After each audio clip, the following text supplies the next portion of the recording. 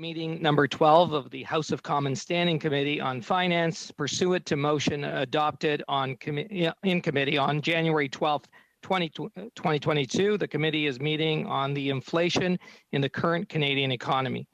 Today's meeting is taking place in a hybrid format pursuant to the House Order of November 25th, 2021. Members are attending in person in the room and remotely using the Zoom application. The proceedings will be made available via the House of Commons website. So you are aware, the webcast will always be showing person speaking rather than the entirety of the committee. Today's meeting is also taking place in the webinar format. Webinars are for public committee meetings and are available only to members, their staff, and witnesses. Members enter immediately as active participants. All functionalities for active participants remain the same. Staff will be non-active participants and can therefore only view the meeting in gallery view. I'd like to take this opportunity to remind all participants to this meeting that screenshots or taking photos of your screen is not permitted. Given the ongoing pandemic situation, in light of the recommendations from the health authorities, as well as the directive of the Board of Internal Economy of October 19th, 2021, to remain healthy and safe, all those attending the meeting in person are to maintain a 2-meter physical distancing, must wear a non-medical mask when circulating in the room, and it's highly recommended that the mask be worn at all times, including when seated. Must maintain proper hand hygiene by using the provided hand sanitizer at the room entrance. As the chair, I'll be enforcing these measures, or through the clerk, because the clerk is in the room, these measures for the duration of the meeting. And I thank members in advance for their cooperation. To ensure an orderly meeting, I'd like to outline a few rules to follow. Members and witnesses that may speak in the official language of their choice. Interpretation services are available for this meeting. You have the choice at the bottom of your screen of either Floor, English, or French. If interpretation is lost, please inform me immediately and we will ensure interpretation is properly restored before resuming the proceedings. The raise hand feature at the bottom of the screen can be used at any time if you wish to speak or alert the chair. For members participating in person, proceed as you usually would when the whole committee is meeting in person in a committee room. Keep in mind the Board of Internal Economy's guidelines for mask use and health protocols. Before speaking, please wait until I recognize you by name. If you are on the video conference, please click on the microphone icon to unmute yourself. Those in the room, your microphone will be controlled as normal by the proceedings and verification officer. When speaking, please speak slowly and clearly. When you're not speaking, your mic should be on mute. A reminder that all comments by members and witnesses should be addressed through the chair. With regards to a speaking list, the committee clerk and I will do our best to maintain a consolidated order of speaking for all members, whether they are participating virtually or in person. The committee agreed that during these hearings, the chair enforces the rule that a witness response to a question take no longer than the time taken to ask the question. That being said, I request that members and witnesses to mutually treat each other with respect and decorum. If you think the witness has gone beyond the time, it is up to the member's prerogative to interrupt or ask the next question, to be mindful of other members' time allocation during the meeting. I also request the members to stay within about a half a minute or so of the duration of their allotted question time. Though we will not interrupt during a member's allotted time, I'd like to keep you informed that our clerk has 2 clocks to time our members and witnesses. I'd now like to welcome the witnesses from Statistics Canada. We have Mr. Anil Arora. He's the Chief Statistician of Canada. Welcome, Mr. Arora. We have Mr. Greg Peterson, Assistant Chief Statistician, Economic Statistics. Welcome. And we've got Ms. Heidi Ertl, Director of Consumer Price Division. Welcome also, Ms. Ertl. And now you will have 5 minutes for your opening statement or remarks before we get into questions from members. The floor is yours. Good afternoon, Mr. Chair and members of the Finance Committee. Bonjour, Monsieur le Président et Madame et Messieurs, membres du comité. I'm pleased to be here with Mr. Peterson and with Ms. Ertl today. Le Canada et le monde continuent. Canada and the whole world are continuing to react to the COVID-19 pandemic. Statistics Canada's role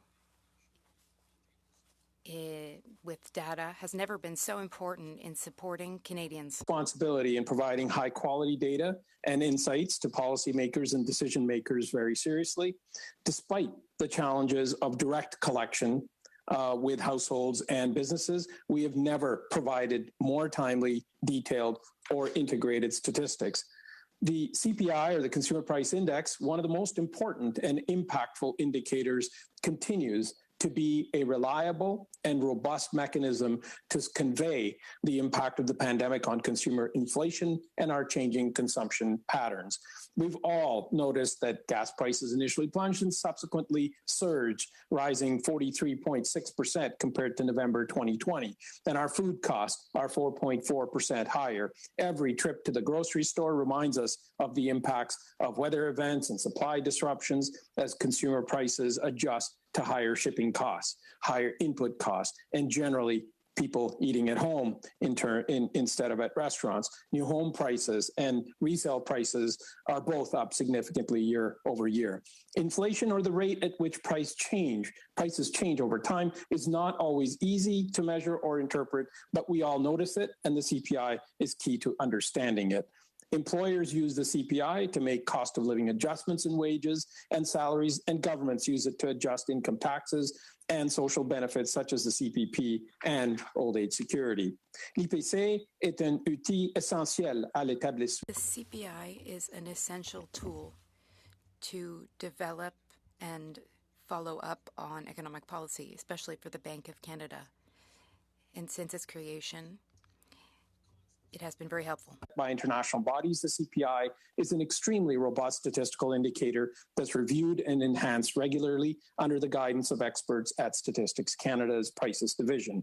From widespread global supply chain constraints to shifting and pent-up consumer demand and being able to shop, dine, and travel more last year than in 2020, all of it impacted our inflation rate, which reached 4.7% in November of 2021. As part of the broader trend during the pandemic, Canadian consumers sought to improve their immediate surrounding with items such as furniture, appliances, and passenger vehicles, which were impacted by higher demand, as well as global shortages of semiconductor chips. More living space and outdoor amenities also became popular, which, coupled with historically low interest rates and higher building costs, pushed the cost of home ownership higher in Canada. L'IPC saisit ces changements d'un mois à l'autre. The CPI tracks these changes month over month in order to track average price variations for Canadian consumers based on a goods and services basket. Imagine a shopping basket. Each month, the same products are selected in the same quantities.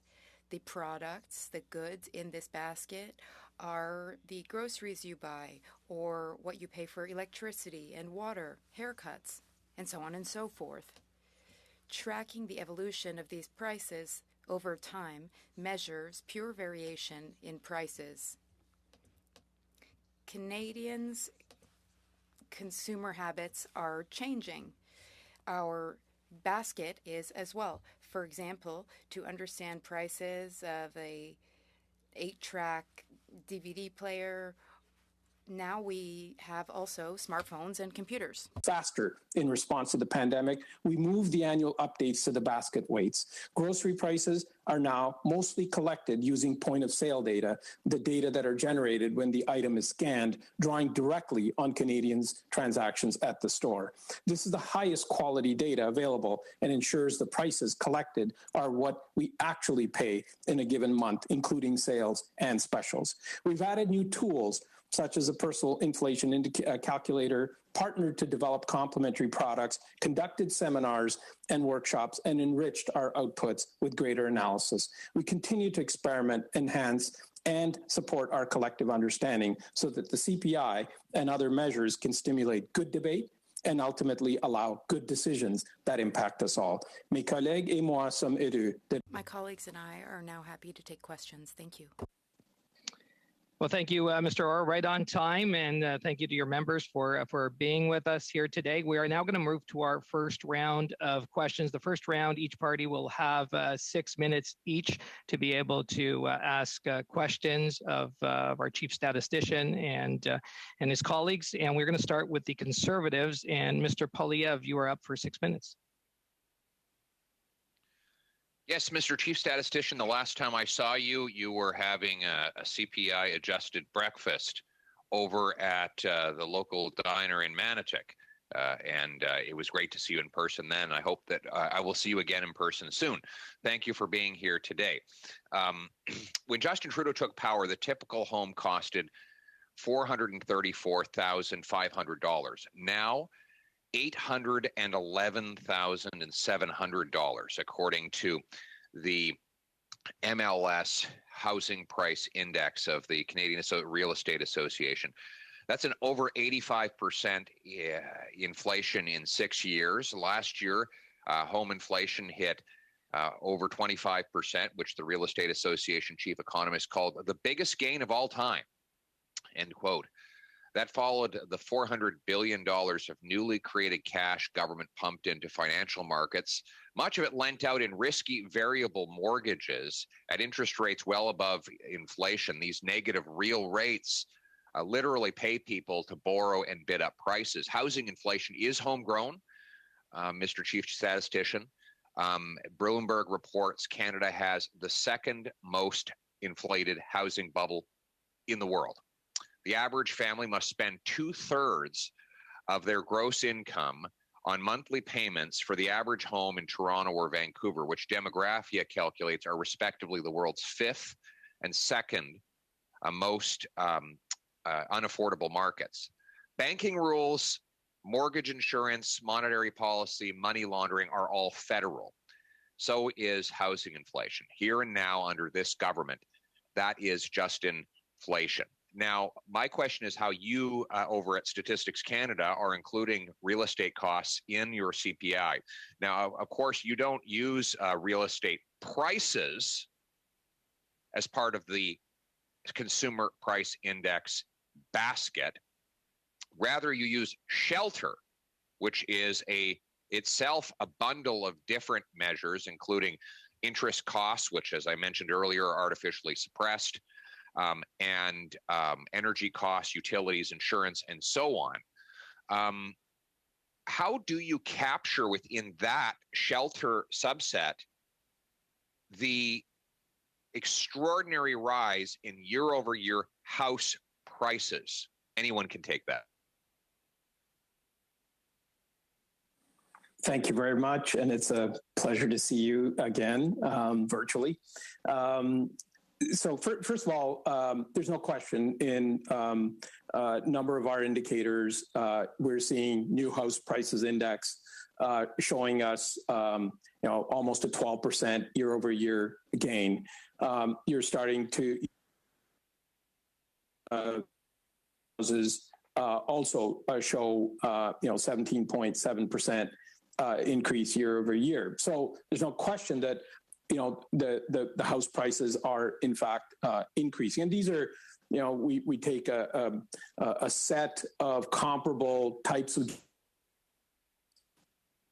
areas and then adjust it for the size and so on, and then we measure the change over time. As you mentioned, in the CPI itself, a dwelling itself, a shelter, is considered an asset. So it is something that you purchase once, right. Unlike So where would the price be factored in to which subcomponent is it homeowners replacement cost? So there is a shelter cost. No, I got that. As I mentioned that at the outset. Yeah, but what is the subcomponent? Of which homeowner replacement cost makes up 5.6% of the weight, if you like. And that's the 12, and that has changed by 12% year over year? So you're seeing homeownership change year over year by 13.5%. That homeowner replacement cost, which is a subcomponent of the housing that's right. cost. But it's interesting because the CREA calculates about twice the house inflation that you do. They have it around 25 or 26%. You have it at 12 or 13. So I've looked into why there's this discrepancy and who's right. And I have to say, with respect, it doesn't look like to me like Statistics Canada has this right. Let me give you an example. According to the Statistics Canada Housing Price Index, which is used for the homeowner replacement cost, Vancouver has only seen a 25% increase in house prices since 2008. The MLS Home Price Index and the TerraNet Home Price Index, two of the most respected in the world, say that it's closer to 120% in Vancouver, excuse me. If you walk around the streets of Vancouver and tell people house prices are only up 25% in Vancouver since 2008, Mr. Chief Statistician, I think they would laugh you out of the city. Can you explain why your measurement of house prices is so far off the other world-renowned measurements that are out there? In about 20, 30 seconds. Okay. So our methodology has been around for, a few decades now, where we take that over time. And that's how we get at the new house pricing index. And again, as I mentioned, in the CPI, we consider home ownership an asset that, if you like, you gain over time. And so, you do factor in interest rate costs, utility costs, interest rate, and maintenance and insurance costs. And that's how we measure in the CPI a good that represents the overall shelter cost, of which homeowner replacement is a subset, which is weighted to what Canadians spend overall in a given basket. Thank you. Now we'll move on to the Liberals for 6 minutes. Ms. Zerowitz. Thank you so much, Mr. Chair. I want to thank you, Mr. Aurora, for your presentation. I want to thank your team for coming on such short notice. And I want to thank you and your team for the important contribution and role that you play in our country right now, particularly right now when we really need our data. Because we're just starting this very important study on inflation, I want to actually provide some context about where we are right now. And I'm actually going to quote a little bit of what I had read in the Globe just 2 weekends ago that was quoting Professor Adam Tawes from Columbia University, who wrote a book called Shut Down. He said in the first half of 2020, he said it was historic. He said 95% of the world's economy suffered a simultaneous contradiction. That has never happened before. 3 billion adults were furloughed from their jobs or tried to work from home. That hasn't happened either. More than 1.5 billion young people had their schooling interrupted. That's still happening. And the sum of lost earnings just in the first months of the pandemic was US $10 trillion, more than a tenth of the global GDP. And yet, in Canada and in many places of the world, the economy has come back. Unemployment is now at around 5.9% versus 13%, which was at the start of the pandemic. GDP is back to where it was. The S&P 500 index is twice as high as it was in March 2020. Household wealth in Canada has risen by a full quarter above pre-pandemic levels, and the average Canadian household added $5,000 to its savings account. And so the economy is recovering in many ways much quicker than we thought. I think the other point that's really important to make is that while in the US, a lot of their emergency dollars, only a small portion of it has actually gone to households. Professor Tawes has actually lauded Canada. He said more generous payouts to the middle class has been an underrated innovation in the history of the welfare state. And so my first question to you, Mr. Aurora, is the following. There's a narrative that the ultra-rich are seeing their wealth grow and all other Canadians are facing increased hardship following the pandemic. But in your year-end update, you noted lower wealth household and young families have seen disproportionately large increases in their income and wealth. Can you tell us more about this? Well, thank you for your question, Mr. Chair. We do a distributed household economic account, and I think the reference there is to what has been the change by quintile. And we do see a disproportionate increase in the disposable income of and the overall wealth of lower quintile households. So we see about 85% of the wealth going to the two lowest quintiles. Now, one has to keep in mind the absolute numbers. The highest quintiles have much significant overall number and the amount that they have. But we did see throughout the pandemic, largely through reduced savings increased savings because they're not spending as much, and of course transfers, a higher disproportionate amount go to the lower two income quintiles. Thank you. And do you have any data that shows what could have happened if the federal government had not taken strong action to combat the COVID crisis? No, not directly. I think we can discount, the transfers to various income quintiles, and I think the data show that even without the payments, there would have been a slight increase, but clearly the payments that were made increased the overall wealth and the disposable income of the lower quintiles more disproportionately than at other levels. We also saw a slight increase in the higher quintiles as well, but in percentage terms, much lower than we saw in the lower two quintiles. Thank you so much, Mr. Aurora. And then, I was shoveling my walk this morning, which took a really long time, just to let you know. And so my neighbor asked me, well, what are you doing? And I said, well, I'm going to be on finance committee and we're going to talk about inflation. And he says, make sure to talk about housing. The prices are too high. And so I will ask you about housing on behalf of my neighbor and I think many Canadians. And I think Mr. Polyev was there, also started off on this. So we have been spending an exorbitant amount of money. We as the federal government, since we came in late 2015, really have made housing a priority. We've introduced a national housing strategy. Is it too soon to see sort of the impact of our spending on sort of the home prices and the availability of housing? I think that's my first question.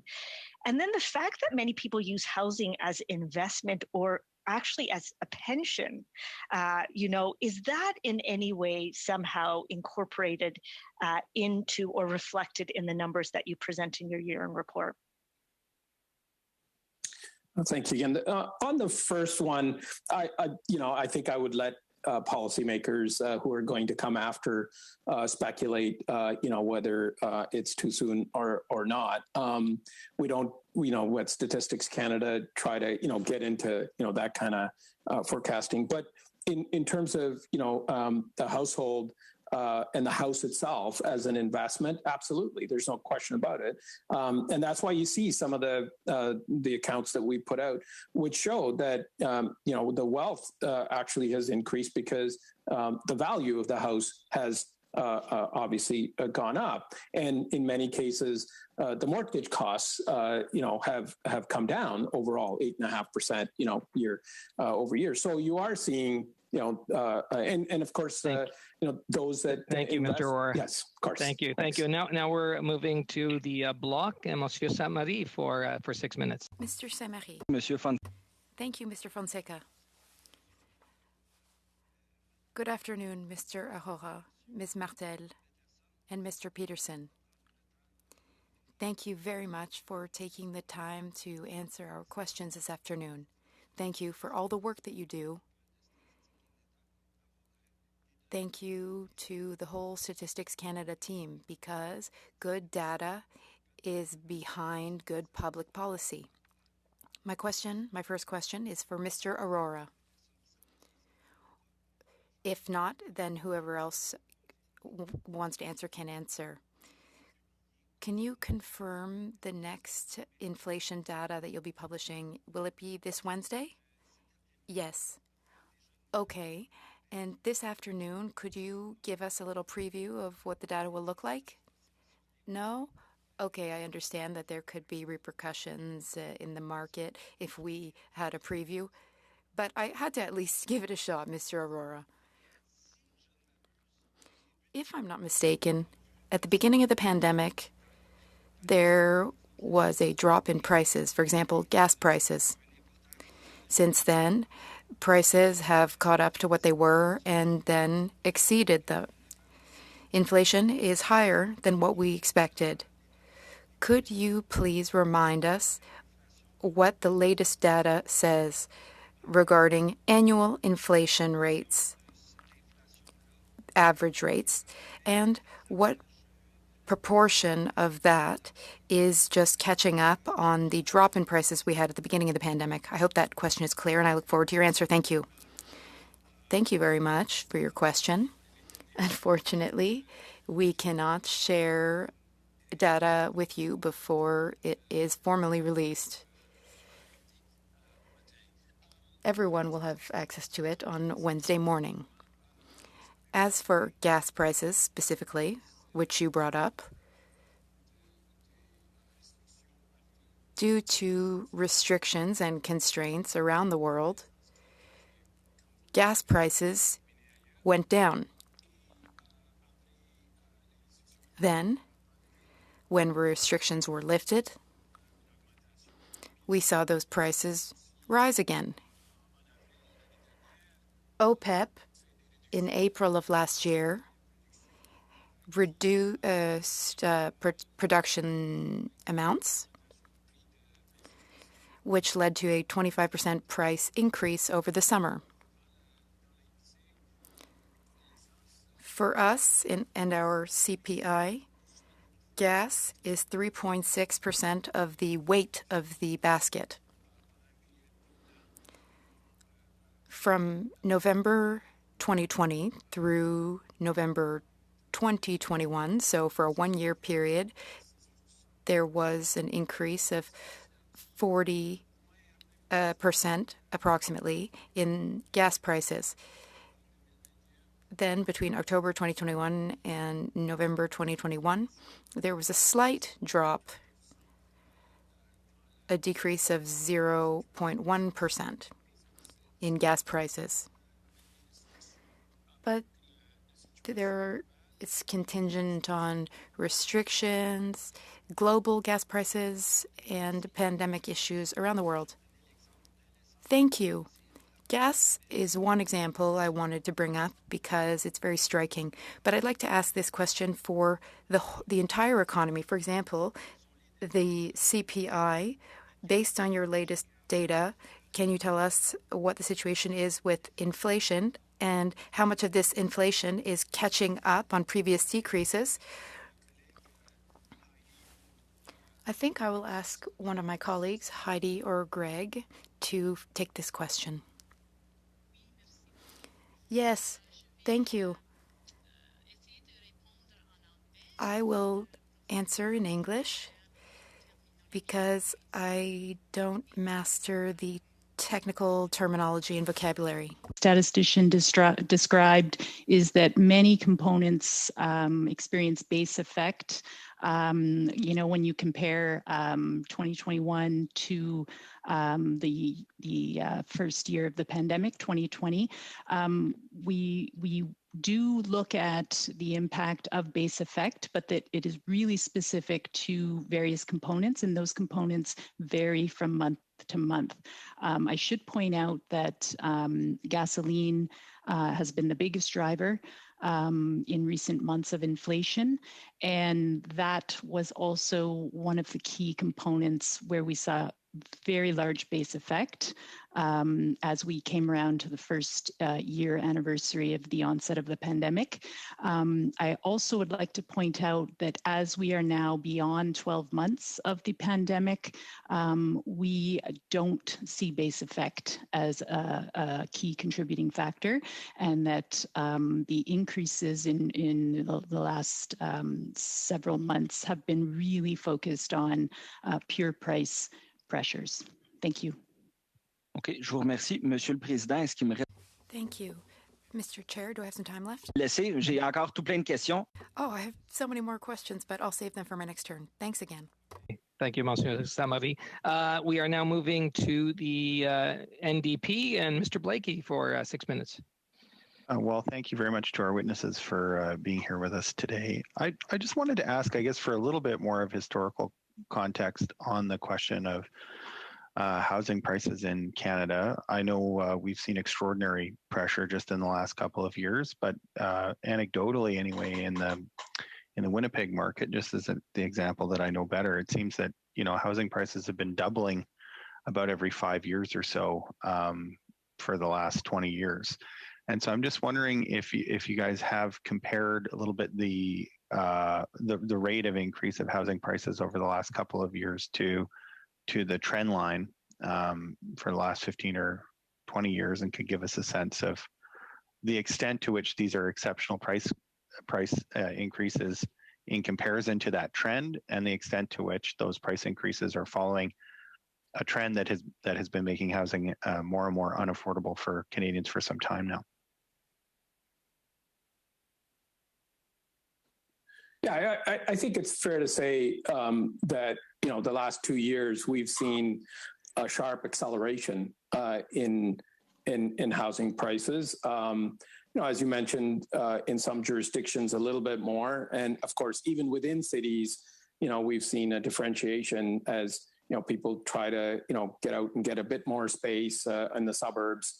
Single family homes, etc. But that's I think our data are showing that these are very sharp increases overall.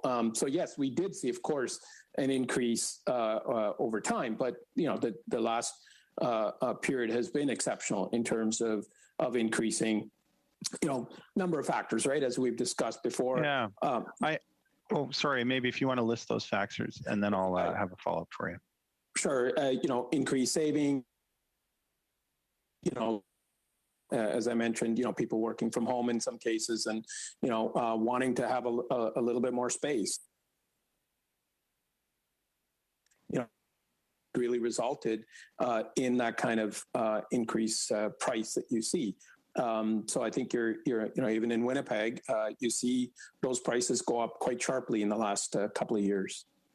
Now, beyond people having, wanting to upgrade their primary residence, let's say, in order to have more space or to have more yard, or things that I think people come to value greatly during the pandemic, one of the factors we hear a lot about is, investment as being a real driver in the housing market, and that there are at least two classes of investor. One is a more kind of commercial investor, and with corporate we hear talking about sometimes is your kind of typical Canadian homeowner who may have owned their home for a while now, has a little bit of equity in their home, and they've decided to use that equity to purchase a second property that they're then renting out, whether that's a vacation property and they're doing that on Airbnb, or whether they're providing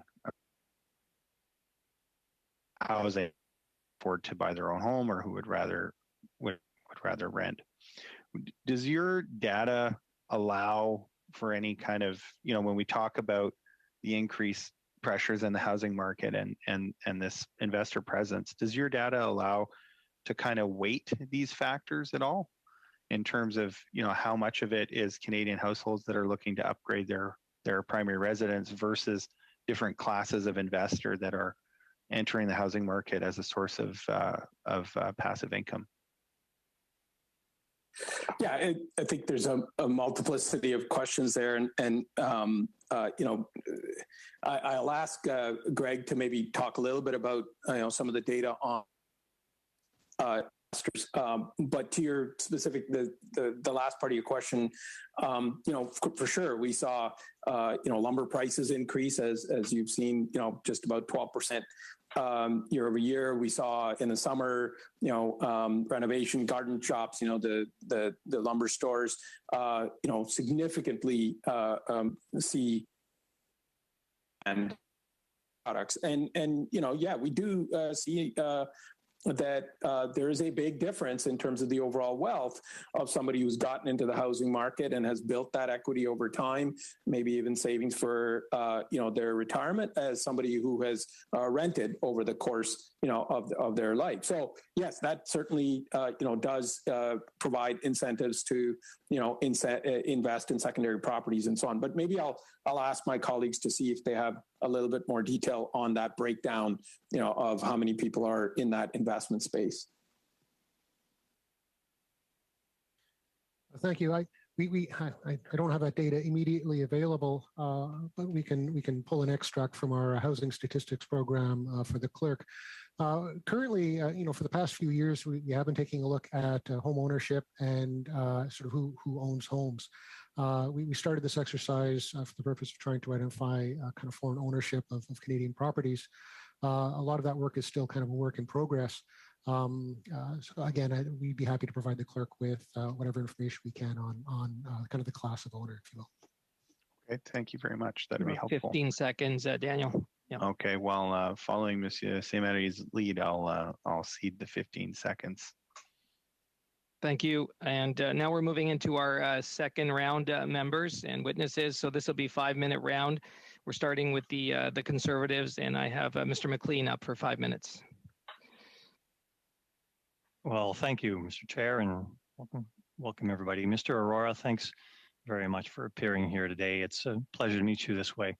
But when Justin Trudeau took power 6 years ago, the typical home price was $434,500 in Canada.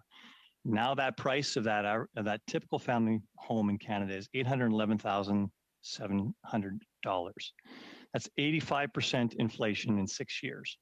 And last year, home inflation hit 25%, which an economist from the Canadian Real Estate Association called the biggest gain of all time. That followed $400 billion of newly created cash the government pumped into the financial markets. Much of it lent out to risky variable mortgages at interest rates well below inflation, expected inflation, but well below actual inflation, as you're seeing. These negative rates literally pay people to borrow and bid up prices.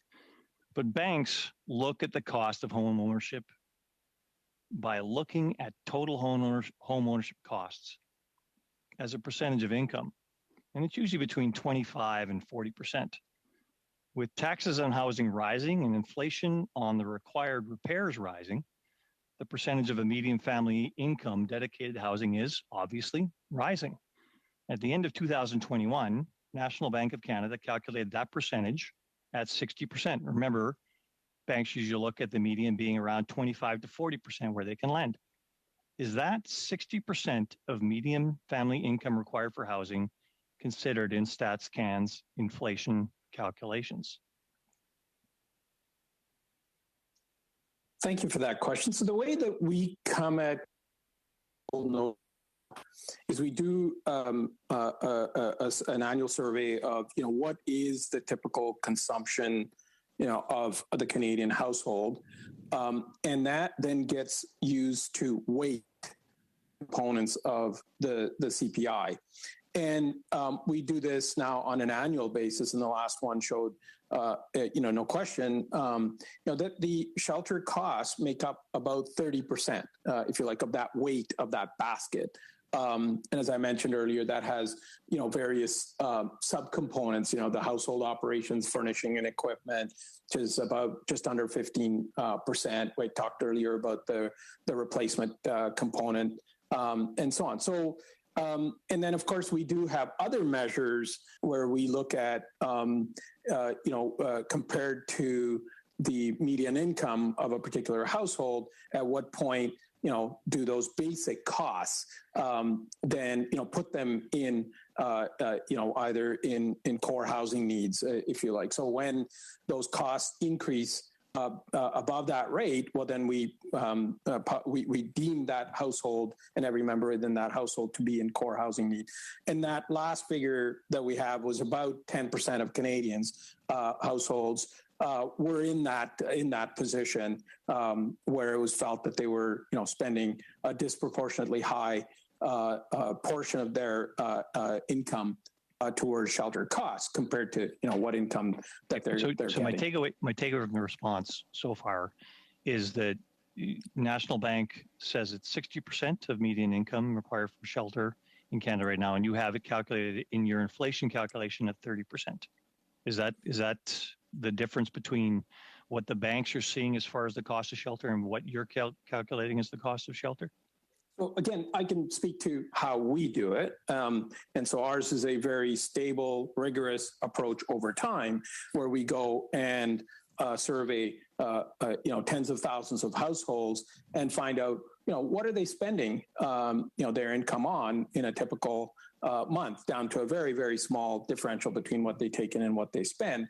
And then that forms the basis, if you like, of the weight within the CPI. And then we measure that change in that expenditure over time to come at the index. So in arriving at our current inflation rate, you're still minimizing the amount of household income that would be allocated towards shelter because it's part of a long-term trend, and you're not going to pay attention to the blips that are happening that may be short-term, much like transitory inflation might be short-term. Is this correct? Well, look, so there are two concepts here. One is, how do we measure that change, that change in that basket, as exemplified by that typical expenditure. And so it just says, look, in terms of shelter costs, we're talking about an average household spending about 30% on that. That serves as the weight in the basket. And then when you see that change over time, year over year, that's gone up 4.8%. I think I've talked earlier about the different components of what that means. This whole notion of, as a percentage of, the income and a household type, that's a separate measure. And that's where I was going at in terms of the core housing needs. We do measure that as well. Thank you, Mr. Aurora. And just before we move to the Liberals and Mr. Baker, I do see Ms. Earle, you have your hand up. Only if there would be time to. Okay, I thought it was maybe for something, not at this time. But we're now moving to the Liberals and Mr. Baker. Thanks very much, and Mr. Aurora, and to your team, thank you very much for being here and for all the work that you do in collecting the data that you do at Stats Canada and providing insight that you do that helps policymakers and Canadians make important decisions that touch us all. So thank you on behalf of our team and our caucus for that. My first question is the current rate of inflation experienced in Canada unique to Canada, or is this a global problem?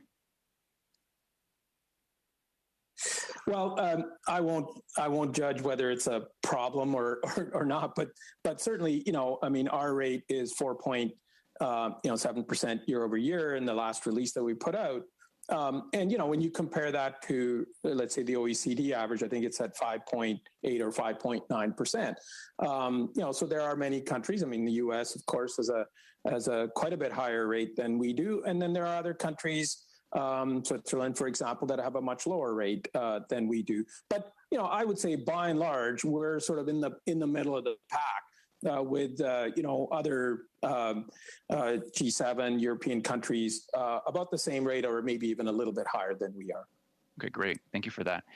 The economists that I have read about the topic of inflation recently have indicated that the current rate of inflation in Canada is caused by a number of key factors. And they cite things like supply chain bottlenecks and shortage of key materials, labor shortages, which have caused sort of increases in the cost of labor in certain sectors in particular, increases in the price of gas or energy over time, stronger consumer demand because, when economies reopened, consumer demand picked up, so demand for those goods increased. Do you agree that those are the primary causes of the inflation that we're seeing right now?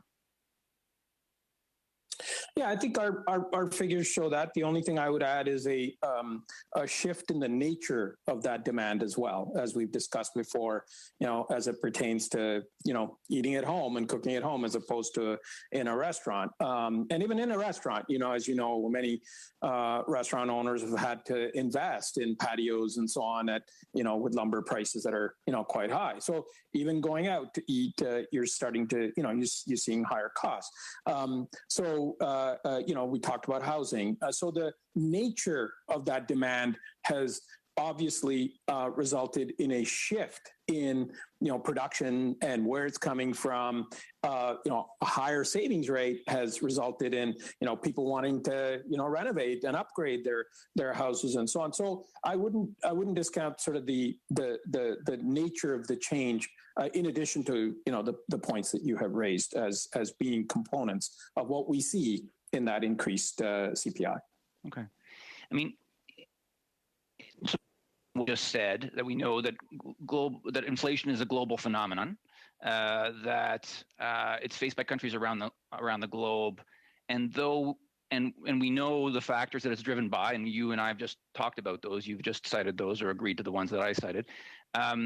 There are some who are arguing that somehow government spending has caused what we're seeing in Canada has caused this global inflation problem. And Mr. Poloz, the former Bank of Canada governor, recently was interviewed, and he was asked about this, and he said, "I think that's not right." He said, in fact, what the stimulus did was keep the economy from going into a deep hole in which we would have experienced persistent deflation. Like, my question to you is do you agree with what Mr. Poloz is saying? Well, I'm going to, reserve judgment on, the different aspects. All I can say is, has there been a net transfer from government to households? Yes. Has that resulted in, an increased savings rate? The answer is yes. Has it had a disproportionate sort of impact, as we discussed earlier, on regions and parts of different households and so on? And the answer is yes. Does that factor in addition to all those other aspects that we just talked about, in an increased demand and potentially in some cases a diminished supply? The answer is yes. All those factors are, I think, important to take into account when you see, what the figures are showing us in the various elements and in various parts of this country. Okay, but based on, I'm thinking back to your prior answer to my prior question. What I heard you say, and I'm just asking to make sure I understand, the primary drivers of inflation today are those other things that we talked about: supply chain bottlenecks, labor shortages, shifts in the nature of demand that you spoke to, stronger consumer demand after the reopening. Like, are those still the primary drivers? I appreciate there are many drivers, but are those the primary ones? Short answer, please. Well, the ability to consume is the biggest driver, and these are actual costs that people are paying. So, the source of where that, ability to consume is coming from has various aspects to it. And of course, what we're measuring in the CPI is what is that change by those components we talked about. So it is a combination of those two things. Thank you. And now we'll move to the block. Monsieur Saint-Marie for 2.5 minutes. Oui, merci, monsieur. Thank you, Chair.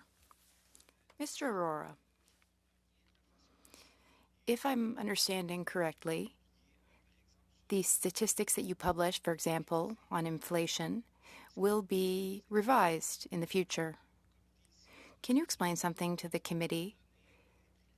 What is the process when preliminary data is published? How many times is it revised? And what does that process look like? Thank you. Thank you very much for this question. We do not revise CPI data. Results are results. We have seasonal measures, of course, but we consult with experts. The results that we publish are the results that we publish. We don't adjust or revise them. These results, this data, is used in many ways. For example, determining pensions or setting contracts. If we're constantly revising the data, well, that could be problematic. Or if there's a quality issue, however, we correct it quickly. But we don't regularly adjust or revise data. No. That's very clear. Thank you.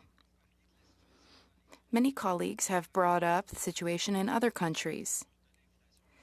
How do our inflation targets and measures, how do Stats Canada's measures compare to those of other G7 countries or European countries or the United States?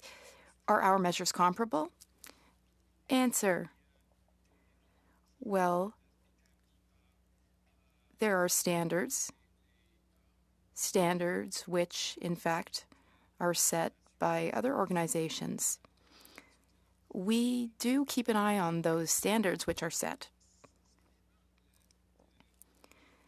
As for subsets and sub-elements of the CPI, well, we have to tailor those to Canada's needs and situation. The quality of our data and our available data sources, we are also dealing with the resources that we have at Statistics Canada, and all of that goes into setting priorities and data sources in order to have the most accurate quality numbers. But in general, we're among the best in the world for data quality. Thank you very much. And Mr. Fonseca, a point of order. Earlier, a few minutes ago, interpreters signaled that while Mr. Blakey was speaking, and in fact, sometimes also while Mr. Aurora was speaking, when they were speaking too quickly, it was difficult for interpreters to properly interpret. Thank you. Marie, so if everybody just on that note can just slow down a little bit in terms of our pace of speaking, and be very clear to help with our great interpreters. They do a fabulous job, and thank you so much. So we are now moving to the NDP, and we have Mr. Blakey up for 2.5 minutes. Thank you very much. My question has to do with the increase in cost of grocery prices, and I'm curious to know whether the Statistics Canada information or the information that you collect and have access to helps us understand where the cost pressures are when it comes to grocery pricing. So, there's the kind of primary production, there's processing and packing, there's transportation, and then there's retailing. Could you talk a little bit about where costs are going up in particular within that supply chain, and what some of the factors increase? Certainly, I'll try and address both parts of your question, and maybe even ask my colleagues to jump right in. The first thing is, what we do is we get from sort of all the major grocery chains out there, a couple hundred items when it comes to food, and we get millions and millions of actual prices and quantities of what people are buying sent to us at Statistics Canada. So, when that can of beans or that pot roast or whatever it is that goes across the scanner, we get a copy of that. And then what we do is, as I mentioned earlier, based on the weights of what people are consuming, then we determine, what is that price change for the same quantity adjusted for that quality difference, and then we come up with, what is the price of that. And so, in the case of, so we look at food and non-alcoholic beverages, we look at meat specifically, and so we have sort of breakdowns of that. So, for example, meat has makes up about 2.3% of the weight of that basket, and that we know that's gone up 9% year over year. For month to month, it actually dropped 0.4.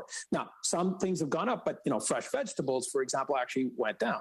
Now, your second part of your question is, what are all those determinants out there? Well, weather, not a surprise, is a major determinant of what's going on. So when we've seen droughts, the slaughter prices went up, and of course you saw a big shift there as everybody couldn't feed their livestock, and so you saw increases. So weather is a major factor. The input cost of fertilizers and so on, is based on the price of fuel and so on. So as you see changes in that, well, then, you see changes creeping up into the food costs. Of course, as you mentioned, supply chains, we know we get a certain portion of our goods from the States, for example, or imported goods.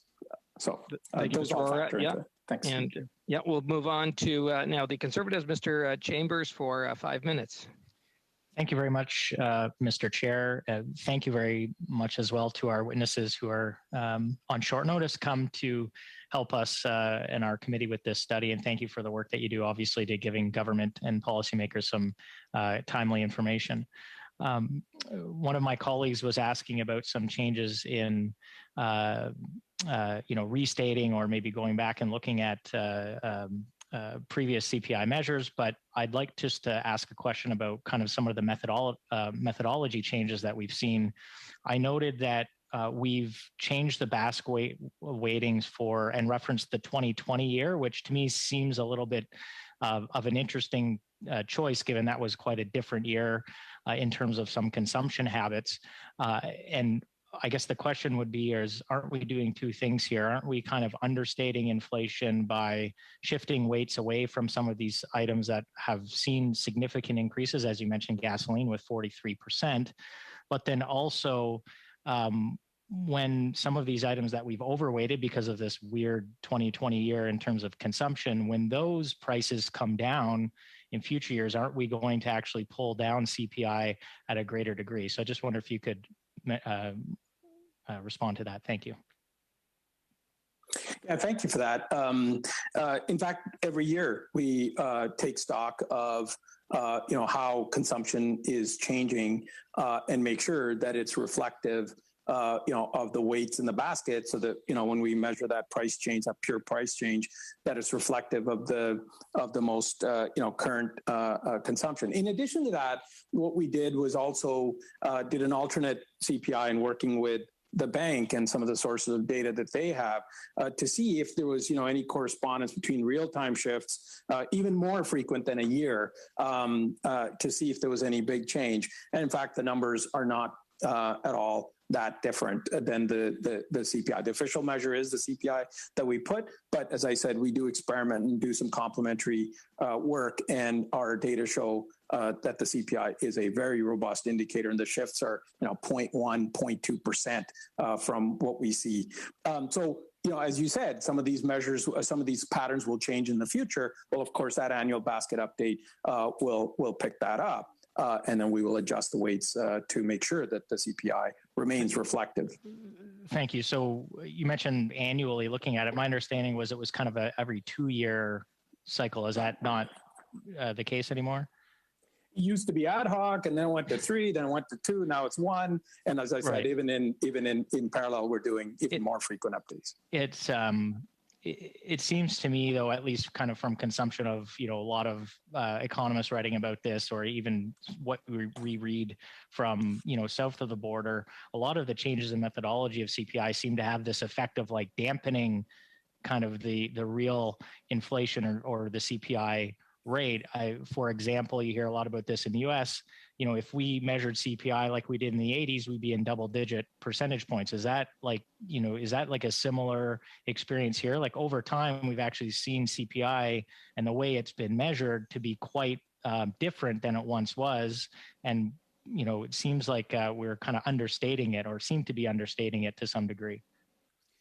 Our research doesn't show that. In fact, we're getting better at reflecting the price change with consumption. As I said, previously we used to, take a price at a certain point in a month, for example. Well, now we're getting the movie instead of the one time. As I mentioned, the scanner data that we're getting real-time consumption.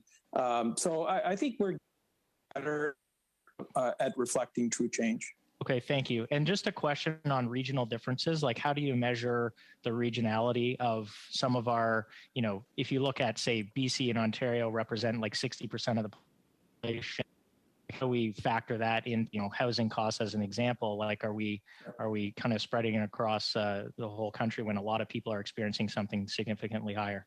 Yeah, and that's the reason why we actually put out, the CPI for different parts of this country. And again, that basket that I talked about earlier is benchmarked to that consumption weight as well. So all those, for example, BC, we know had a 3.6% year-over-year change as compared to 4.7 in the country. So those numbers are available, on our website. Okay. You have about 15 seconds. Well, thank you, Mr. Chair. Okay. I'll see the time. Thank you, Mr. Chambers. Now we'll move to the Liberals and Madame Châtel for 5 minutes. Merci beaucoup, Monsieur le Président. Thank you, Chair. And welcome to officials from Statistics Canada. Also, thank you for your ongoing work, and especially in a pandemic context, you continue to provide excellent services. I worked at the OECD for a few years. Economists in OECD countries really, truly appreciate the quality of service offered by Statistics Canada. You are an excellent source of data for all OECD economists. Now, I have a few questions.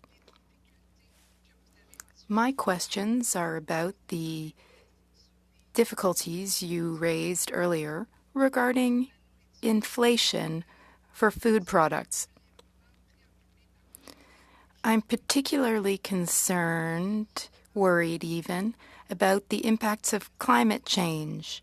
We have a very ambitious plan, and it will take a lot of willpower at all levels of government, as well as internationally, if we want to succeed, if we want to change the course of what is happening in the world on a global and planetary level.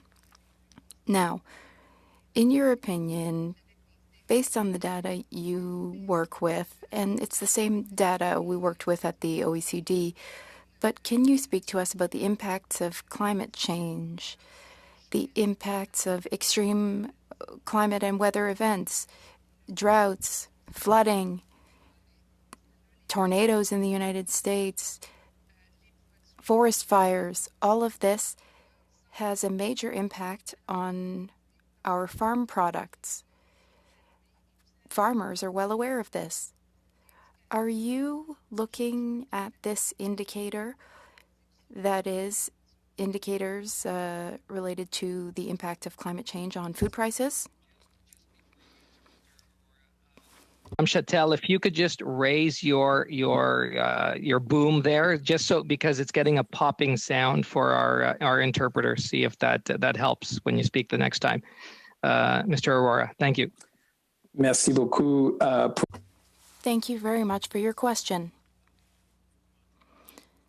Thank you also for your positive comments about Statistics Canada. We worked very hard during these difficult times, as did officials and public servants throughout the government. As you said, Statistics Canada does have an excellent reputation around the world.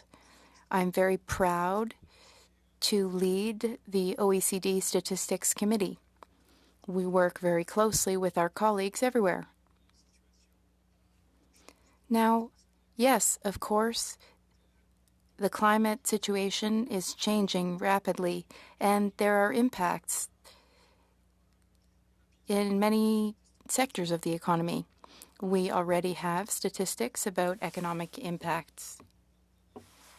We are working with our government partners. We also launched an initiative, the world's first environment survey. This will help us to better understand the value of ecosystems and impacts on so many things: resource production, agriculture. We will therefore be able to track impacts over time. My colleague, Greg, might have more to add. Thank you. Thank you. As the chief statistician said, we are currently implementing an environmental survey. This survey condition of ecosystems and the value, the value of the goods and services derived from those ecosystems, pour mieux comprendre le lien entre l'économie. This will help us better understand the link between the economy and the environment. And to get back to your question, we have a lot of data about consumption as well as all parts of the chain. Change and those price indexes. But if you take a look at raw material prices for grains, we do see kind of the impacts of weather associated with what's happened out west.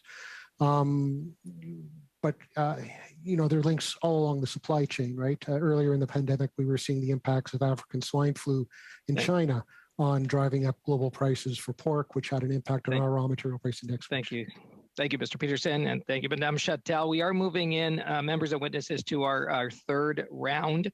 We have just crossed over a little past our first hour. This is a 3-hour long meeting. And our third round, we'll start with the Conservatives and Mr. Stewart for 5 minutes. Thank you.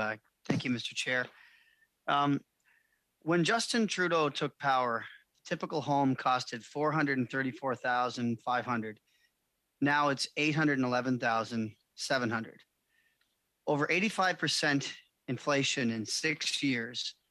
Last year alone, home inflation hit 25%, which Real Estate Association chief economist called the biggest gain of all time.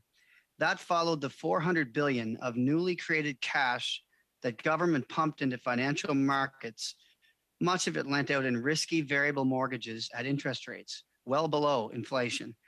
These negative rates literally pay people to borrow and bid up prices. Housing inflation is homegrown. Bloomberg reports Canada has the second most inflated housing bubble in the world. The average family must spend 2/3 of their gross income on monthly payments for the average home in Toronto or Vancouver, which Demographia calculates are respectively the world's 5th and 2nd most unaffordable markets. Banking rules, mortgage insurance, monetary policy, money laundering, these are all federal. So is housing inflation. Here and now, under this government, that's just inflation. So my question,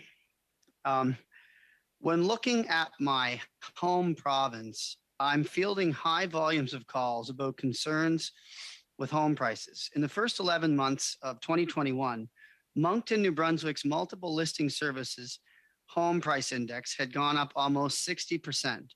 New Brunswick as a whole has outpaced over 1.5% the national average. This is extremely concerning to me, as I'm not seeing this reflected in your shelter inflation analysis. Why isn't this represented in your shelter inflation analysis? Well, thank you for that question. First of all, is in the CPI, unlike you go buy groceries that are consumed almost instantaneously, a house is something that one obtains and then is something that you get the value of it over time.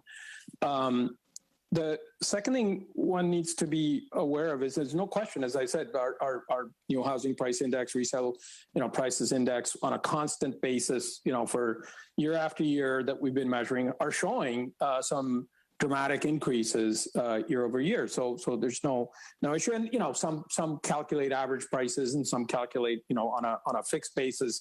So I won't argue why you see some numbers a little higher, some numbers a little bit lower. Ours is based on a very transparent methodology, and you can see it, and it's available for everybody to see. But remember, not everybody is constantly remortgaging. Not everybody is, many people have mortgages and many people, have paid off their mortgages.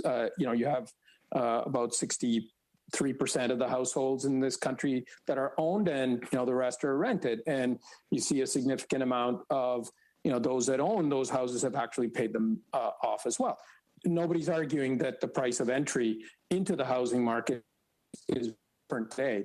So when you look at the CPI, which is the basket that looks at, how those shelter costs are changing, from month to month, year to year, it comes from that concept of what is the cost that is incurred to maintain that house, from the interest to the utilities to the insurance to a portion of the replacement cost as well, and that is benchmarked to what tens of thousands of households spend on those costs from month to month. So that's how our numbers are calculated. So like I said, many of our complementary measures are also showing the price increases, but in the CPI, that's the concept, and that's how it measures the shelter costs. Thank you for that. I think it needs to reflect how much Canadians are actually paying for shelter. In St. John, New Brunswick, there was an article highlighting a senior citizen whose rent went up 75%. So, I mean, if rents are going up, we know interest rates are going up. I don't understand why the shelter wouldn't actually show what Canadians are actually going to pay. And so it was in the paper last week. I mean, I have to ask the question again, what's the real benefit to not including this in the shelter analysis? If you could do that in about 20 seconds, Mr. Aurora. Rental costs are included. So that particular situation is there. As I said, this is a price change. And then we do have complementary measures that start to get at different, parts of our country, as well as different subsections of our population and how they fare. I'd encourage you to look at those complementary measures. Thank you. Now we're moving to the Liberals, and we have Mr. McDonald for 5 minutes.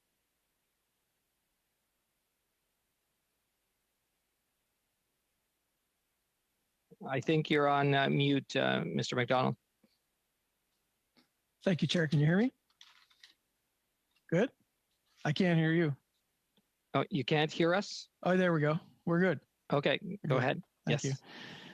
First of all, thank you. As a former provincial politician, policy was ever so important, and Statistics Canada was extremely important. And kudos to all the work you've done, and kudos to all the work you've done in the past 2 years. I just wanted to go back a little ways to prior to COVID-19, and we know that the rates of inflation usually met the formal target of 1.5% to 2%. Can you talk a little bit about when you actually started to see the changes in inflation and the effects of COVID-19 had on our society? Well, I think immediately as we all went into lockdown, post-March, we saw, in fact, we saw deflation for, we saw those numbers go below zero. And then we've seen, as we've been discussing, as the economy's opened, the restrictions have lifted. We've seen, the inflation come back now, as was mentioned earlier.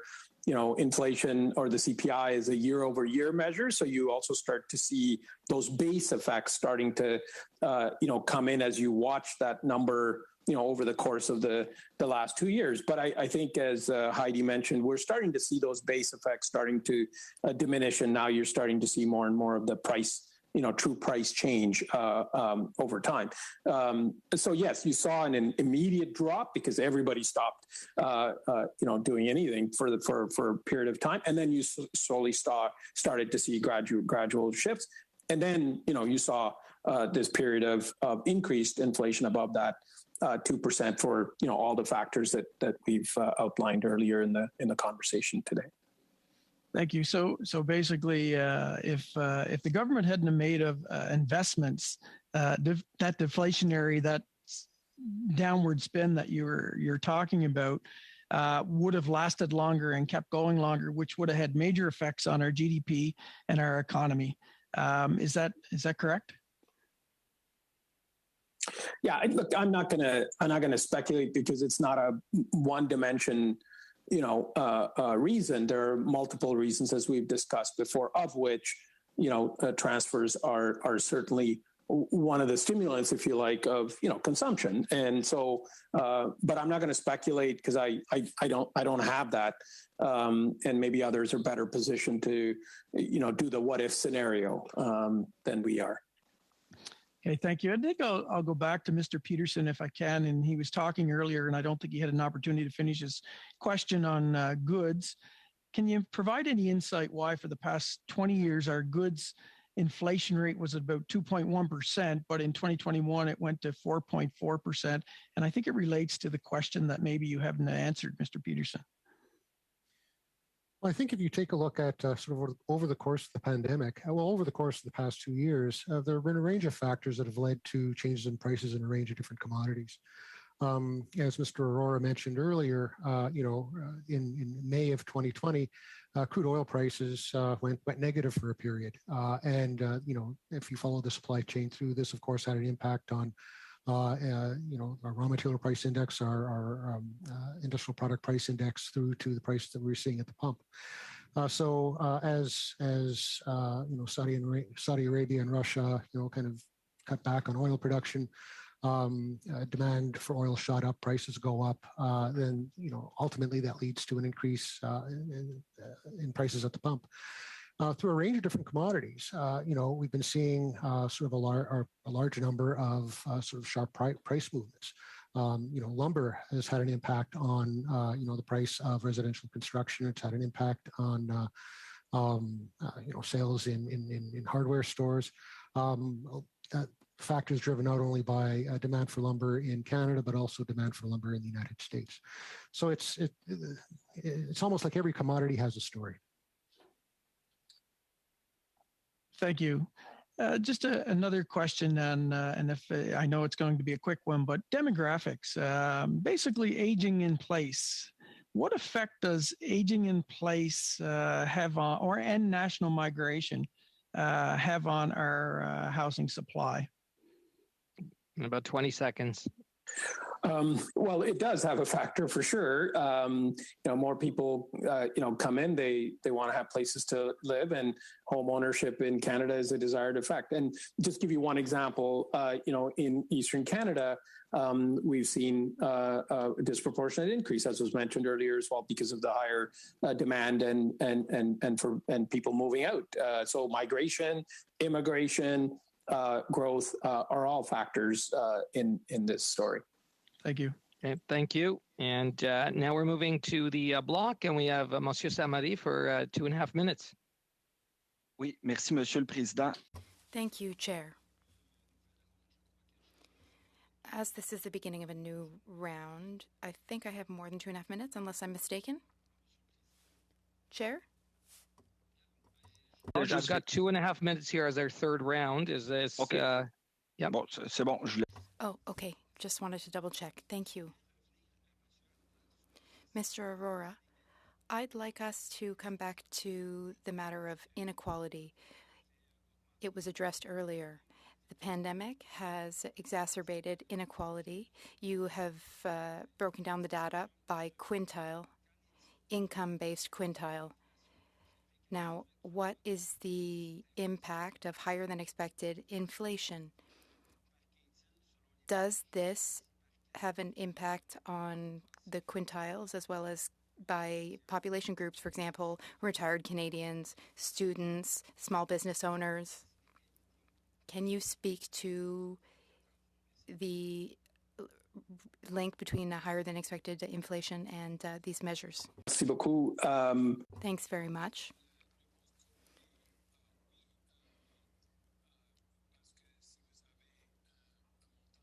Well, if there's a certain sum of money to be spent and then prices increase in one category or another, well, of course, that has an impact.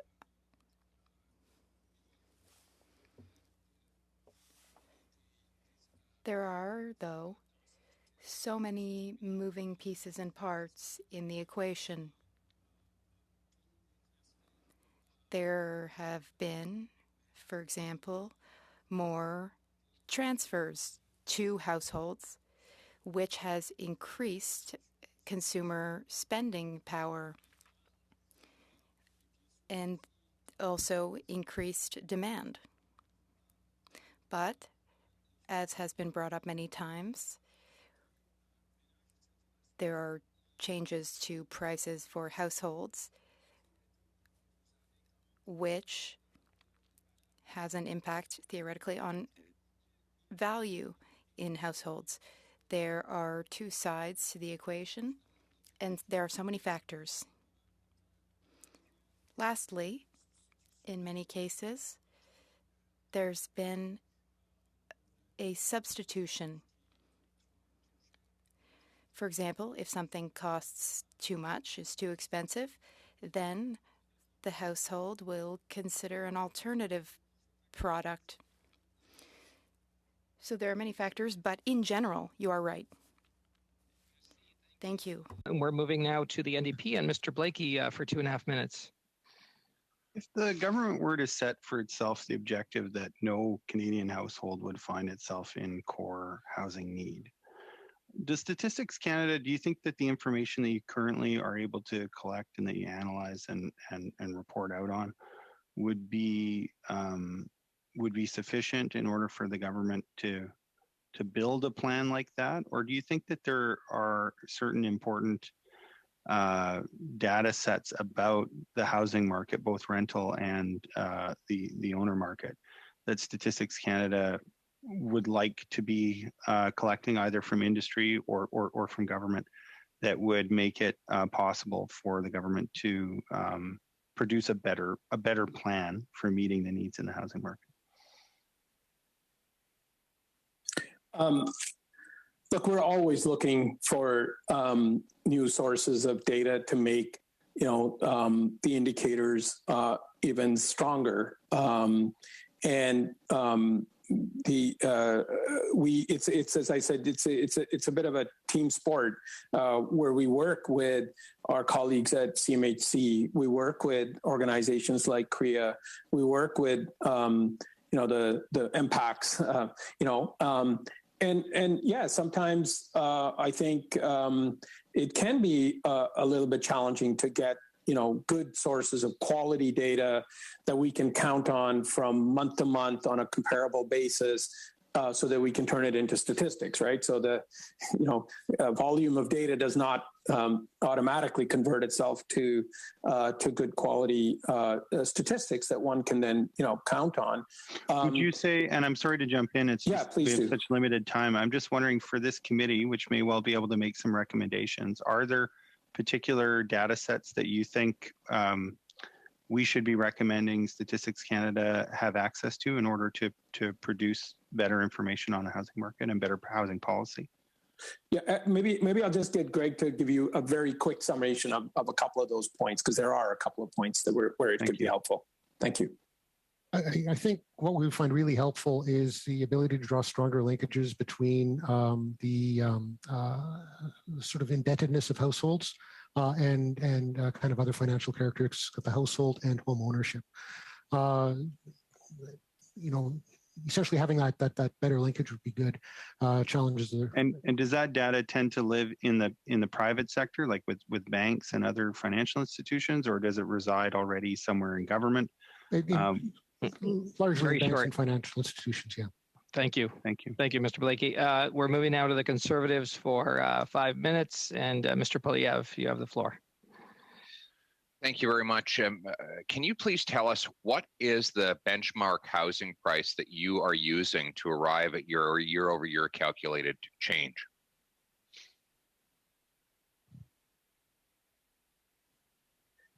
Maybe Greg, did you want to talk a little bit about both? No, we don't want to talk a little bit about anything. I just want to get the number.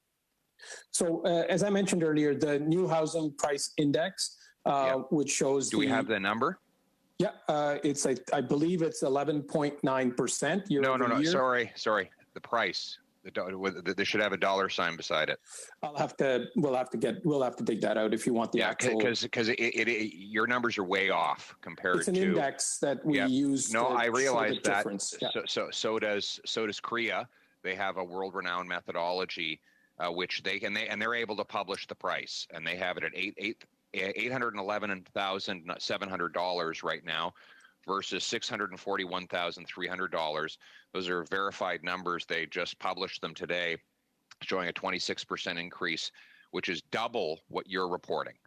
And frankly, I'm not aware of anybody who believes that we're only up 13% year over year on house prices. So I'd be very curious to see what benchmark price you have for this year and last. Now I want to move on to the weighting issue.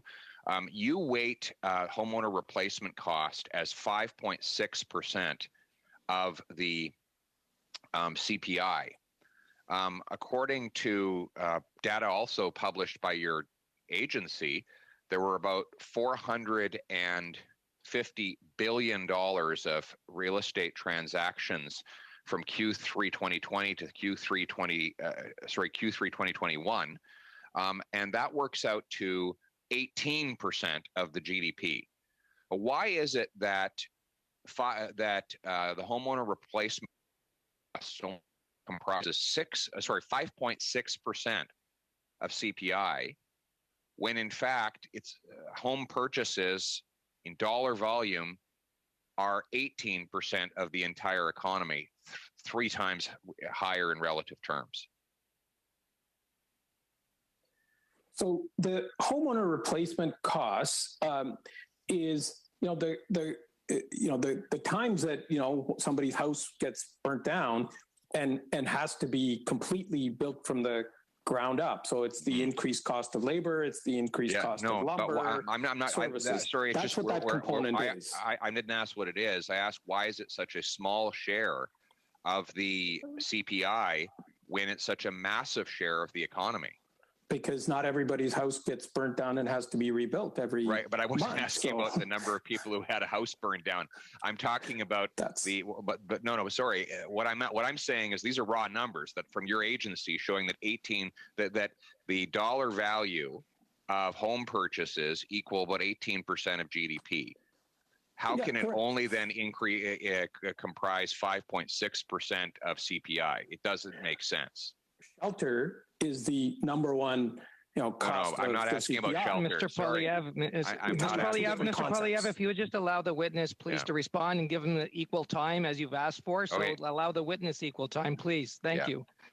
There are two different concepts. One is what does the householder spend in terms of the weight of that basket that I talked about, and what does that change month over month? No question that buying houses is a significant component of our GDP. So that number is absolutely correct. The percentage that a household expends in that basket month, of their overall income is about 30% for shelter. And of that, as we measure right across the country, I think that's about equal time. You're venturing again off of what I'm getting at. I realize that shelter is considered 30% of the basket.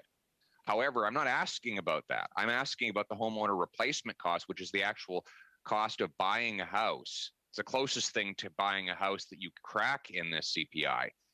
And that only counts for 5.6% of the basket when it's 18%, equal to 18% of our economy.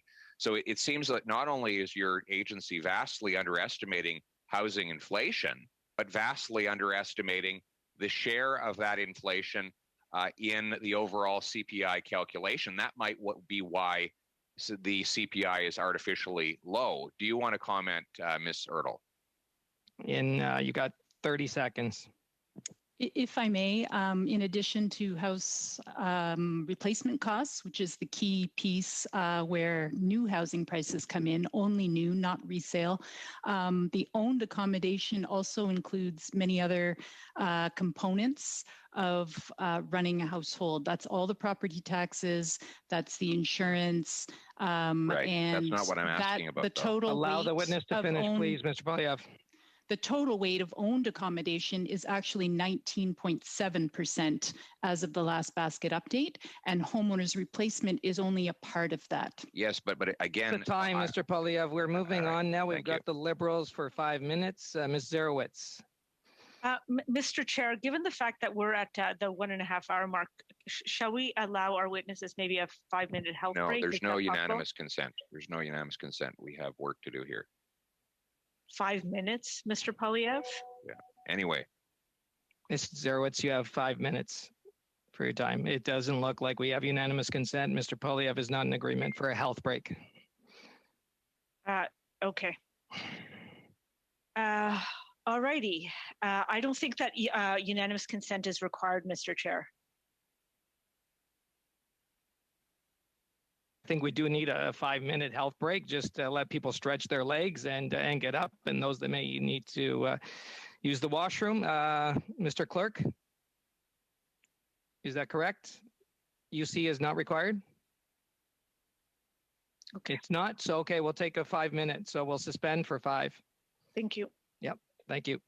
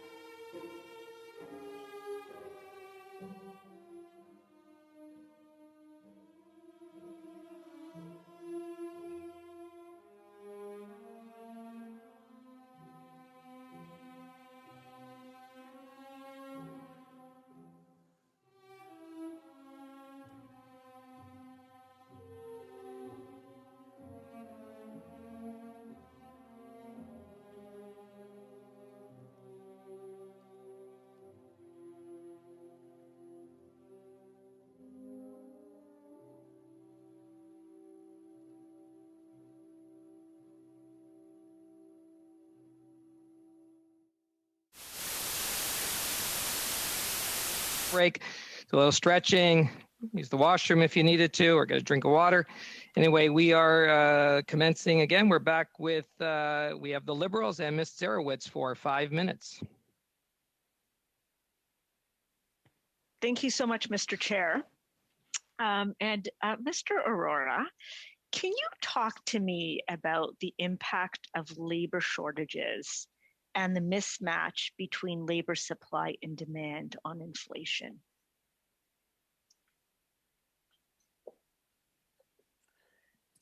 I mean, clearly, you see where there is a shortage, you see organizations will have to, compete to ensure that they get to responses. Some of it is automation and substitution. Others are increased benefits, for example, and in some cases, increased wages to be able to respond to those shortages. I mean, and that's the reason why I say that is because we measure, components of that at various frequencies over time to see what is that happening. So we, of course, look at the overall labor component on a monthly basis for our labor force survey. We look at from the survey of employment payroll and hours, the weekly wages and how they are shifting over time. And in this last little bit of time, what we've seen is in comparison to the 4.7% inflation year over year, what we've seen is a corresponding wage rate change of some 2.78% in that period of time. Thank you, Mr. Aurora. I think you're starting to get into the wages, which is important, and I think that's a whole other conversation. I just want to stick with the labor sort of mismatch, just because you do sort of allocate like a slide or two or three around sort of labor shortages and labor and sort of like input costs, and labor being a key one, and that I do believe has an impact on inflation.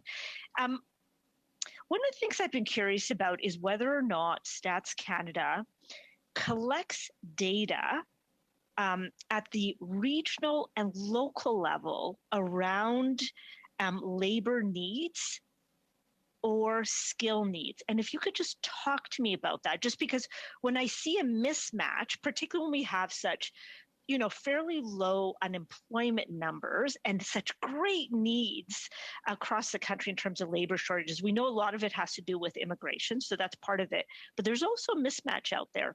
So can you talk to me just about how detailed a data set do you actually collect at the regional and local level from a labor perspective, and if you can, from a skill perspective? So, our labor force survey has a sample of about 60,000 households, and that is spread out right across this country.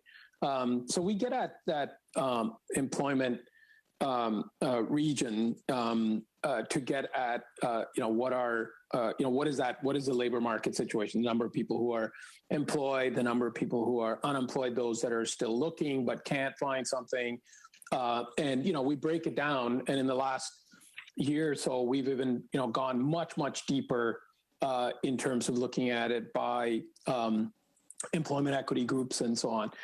So that's on your question about what level of detail do we get to? Of course, the lower the level of detail, the lesser the confidence in all those cross products that I just mentioned. In terms of this mismatch, there are a couple of components. One is we will actually do the vacancy survey, job vacancy survey, which says, okay, what are the number of vacancies? And we get a sense of sort of where and which areas are we seeing those vacancies. And then we start to, put that labor market picture, if you like, of supply and demand, which gets at your question. Last point, just very quickly, how business then translates that labor, cost into the price of their goods and services. That's what the CPI measures. They may or may not transfer those increased costs, which may or may not be reflected in the CPI. So I hope that gives you a fulsome picture. And then maybe You have about 30 seconds. 30 seconds. Question: long-term unemployment. So there's a certain group of Canadians that are long-term unemployed. They're core-aged men. Can you give me any other, like, I don't know what core-aged men is, by the way, but could you explain that and maybe a few other, give me a better understanding of who they are? So that's that, core in the market 1564 kind of age group.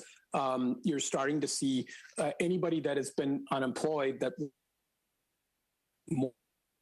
that gets into that group.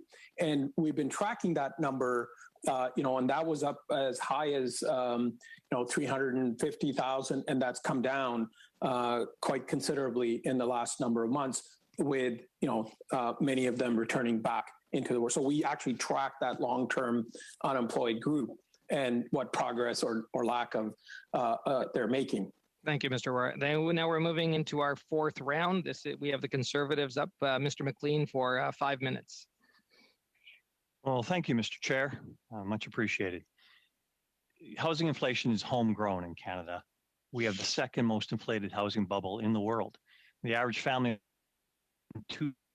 their gross income on monthly payments for the average home in Toronto or Vancouver, which Demographia calculates are respectively the world's fifth and second on banking rules, mortgage insurance, monetary policy, money laundering. These are all federal matters. So is housing inflation here and now under this government. That's just inflation. But recently, a group out of Vancouver calling themselves Generation Squeeze was contracted by the Canada Mortgage and Housing Corporation to look at the effects of taxing homeowners on the value of their properties. This is a narrative that the Liberal government and its various publicly funded supporters continue to advance to add more taxes onto the backs of Canadian homeowners. For most Canadians, their home is their largest investment, their pride of ownership, in which they invest funds to upgrade, repair, and hold value in relation to all other inflationary factors they will face in retirement.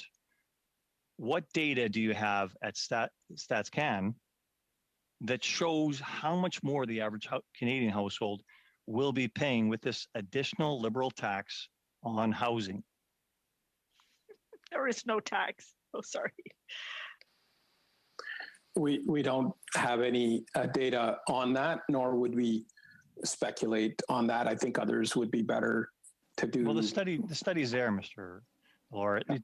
Tell me, obviously this information comes from somewhere. The speculation isn't just speculation when there's study after study after study about how to do it to tax Canadians on the value of their properties.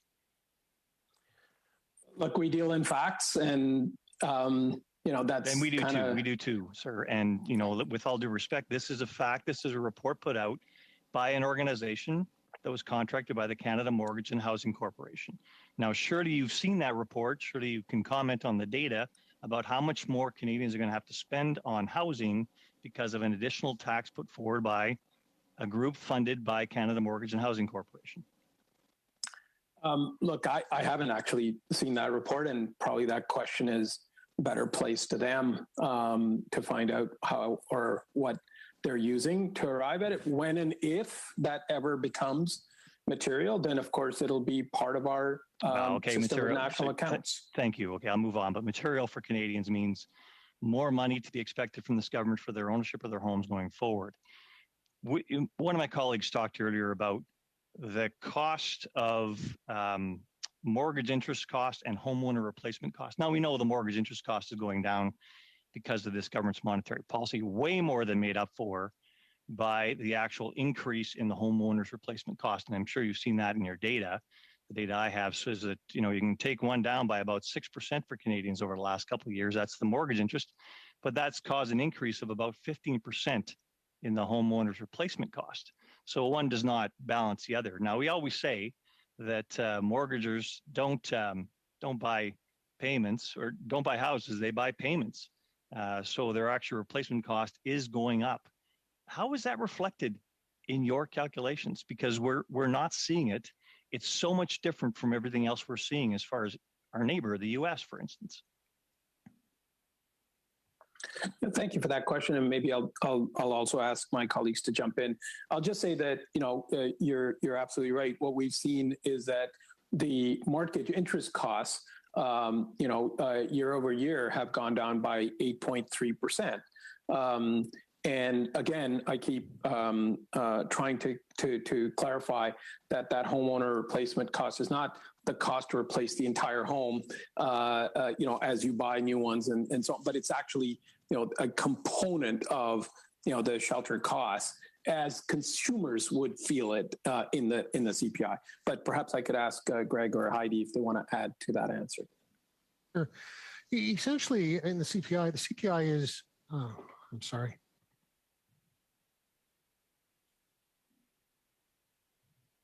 I'm sorry, You've lost Mr. Peterson. Are you there? You've lost my camera. Oh, okay. We can hear you. Go. Okay. What we do in housing in the CPI is, again, we're measuring the price of consumption. And, CREA does excellent work, right? They're experts in their field. They do a super job, but they're measuring the value of the house as an asset. And, what we do, like most other OECD countries, is we don't include the entire value of that asset into CPI, because in CPI it's an index of consumption, not of the growth of that asset. Which is why we break down the cost of housing the way that we do. If I can take kind of there's no question that for people to get into the housing market, they're facing much higher costs than they have in the past. But if I was to take the counterfactual and take a look at a house. I'm sorry? Yeah, thank you. We were already at 5.5 minutes. So we're going to move to Mr. Baker and the Liberals for 5 minutes. Mr. Peterson, did you want to finish your answer before I go on to my first question? Sure, thank you.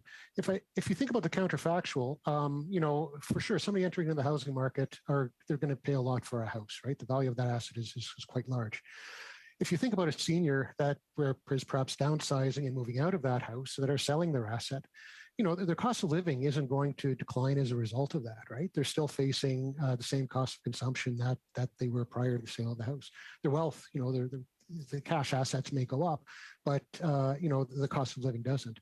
The CPI really focuses on that cost of living, right? The cost of kind of owning that asset, not of the value of the asset itself. Thanks very much, Mr. Peterson. And what I've heard from you and Mr. Aurora, sort of in your responses to the last couple of questions, is a couple of things. I mean, one is that Mr. Peterson, you talked about the fact that when you're measuring inflation, you're measuring the increase in what Canadians are actually spending. Am I right in saying that? That's what it represents, yes. Okay. In other words, you're not measuring the increase in asset values, but you're measuring what the increase in the costs that people are incurring on the ground, that Canadians are incurring as they spend money. Conceptually, that's what the CPI is measuring, yes. Okay, I think that's an important clarification, because I think we've had a number of members from the Conservative caucus who've tried to suggest who've questioned the approach and the credibility of Statistics Canada and its approach in measuring how it measures CPI, and particularly around housing. And I think it's important. A point of order, Mr. Chair. To distinguish that what we have here. Point of order. Yes, point of order. What is it? Hey, Mr. Chair, my colleague on the other side is impugning motive. We are questioning. It's not a point of order. That's not a point of order. This is a debate, Mr. McLean. This is not the time. Not a point of order, Mr. McLean. Mr. Baker, you have. Thank you, Mr. Chair.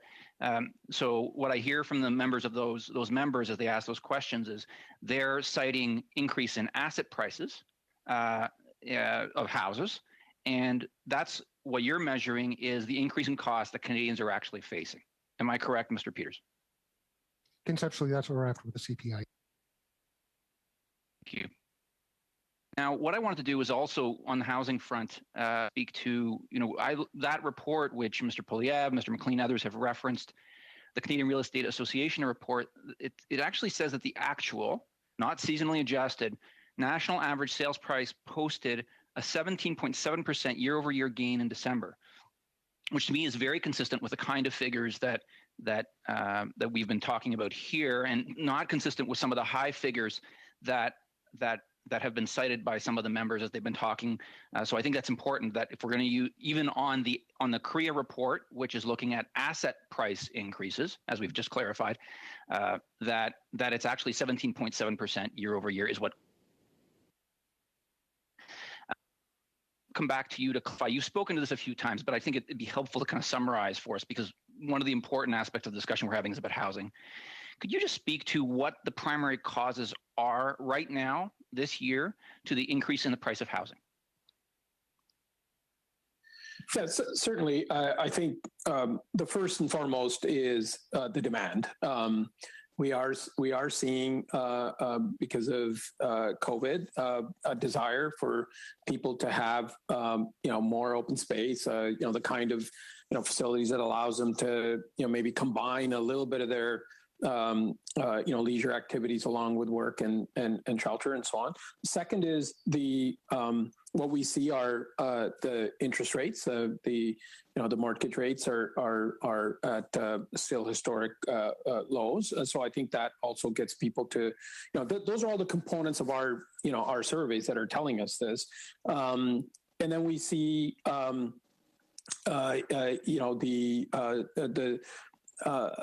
demand, in a sense, driving up a little bit of that, the price. So those are sort of the main cause. Again, I don't want to leave you with the fact that we don't capture asset price changes. We do. I think we've talked about the new housing price index and the resale price index.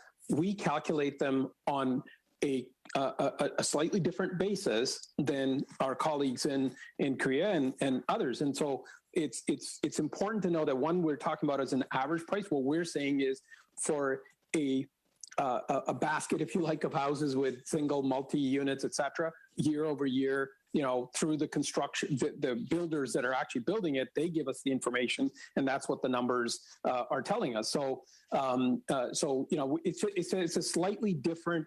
And it does feed into the CPI in the components that my colleagues have talked about. But again, you are shifting the concept, as has been mentioned, in terms of the asset or its replacement cost versus the cost to the consumer month over month. So we do include the increased real estate prices, land transfers, and insurance, and so on. Thank you. They are included, but just from a consumption perspective. And I think it's important. I think it's important just to flag that the government has committed numerous times to not taxing the sale of primary residences. I just wanted to emphasize that in response to the discussion earlier. Thank you, Chair.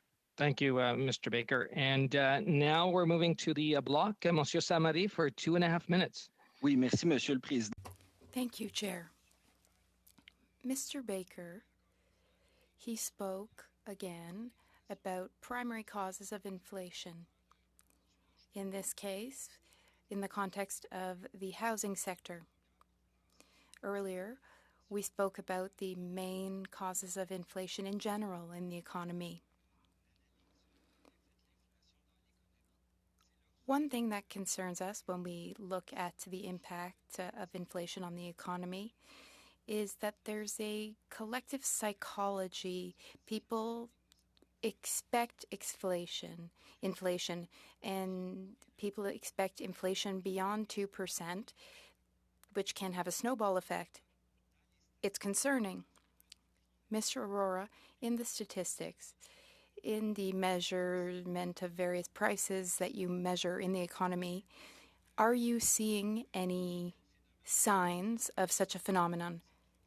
For example, are there businesses who are increasing their prices to protect themselves against future inflation? And no judgment on my part against any such businesses, but I'm just trying to see whether there could be a snowball effect if there's a collective psychological expectation of that inflation will rise beyond 2%. Thank you. Answer. The bank leads consumer confidence surveys.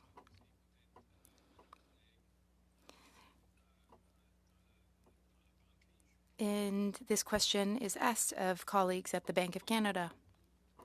And I think you have your own surveys. As far as I know, we haven't done or conducted exactly such a survey. So to clarify, when you look at data, you measure prices of goods and services in the economy and salaries. You don't do a breakdown of the data based on potential causes. Is that accurate? Well, inaudible. The speaker cut out. Resuming. Yes, we do various breakdowns, but retrospectively rather than speculatively. I hope that clarifies. That's very clear now. Thank you. Thank you. Samari and Mr. Aurora, and if everybody could just slow down the pace again of our speaking for the interpreters, that would be appreciated. We have the NDP now, Mr. Blakey, up for 2.5 minutes. Sure. There's an issue on which I'm just hoping to get a little bit of clarity for the record, because there's been conversation about how government spending in one way, shape, or form has had an impact on the housing market. And in the pandemic, of course, I think when many people think of public spending, they think of pandemic income benefits like either the wage subsidy or the CERB and its successor programs. But the experience for many Canadians when they went on to the CERB was as a revenue reduction.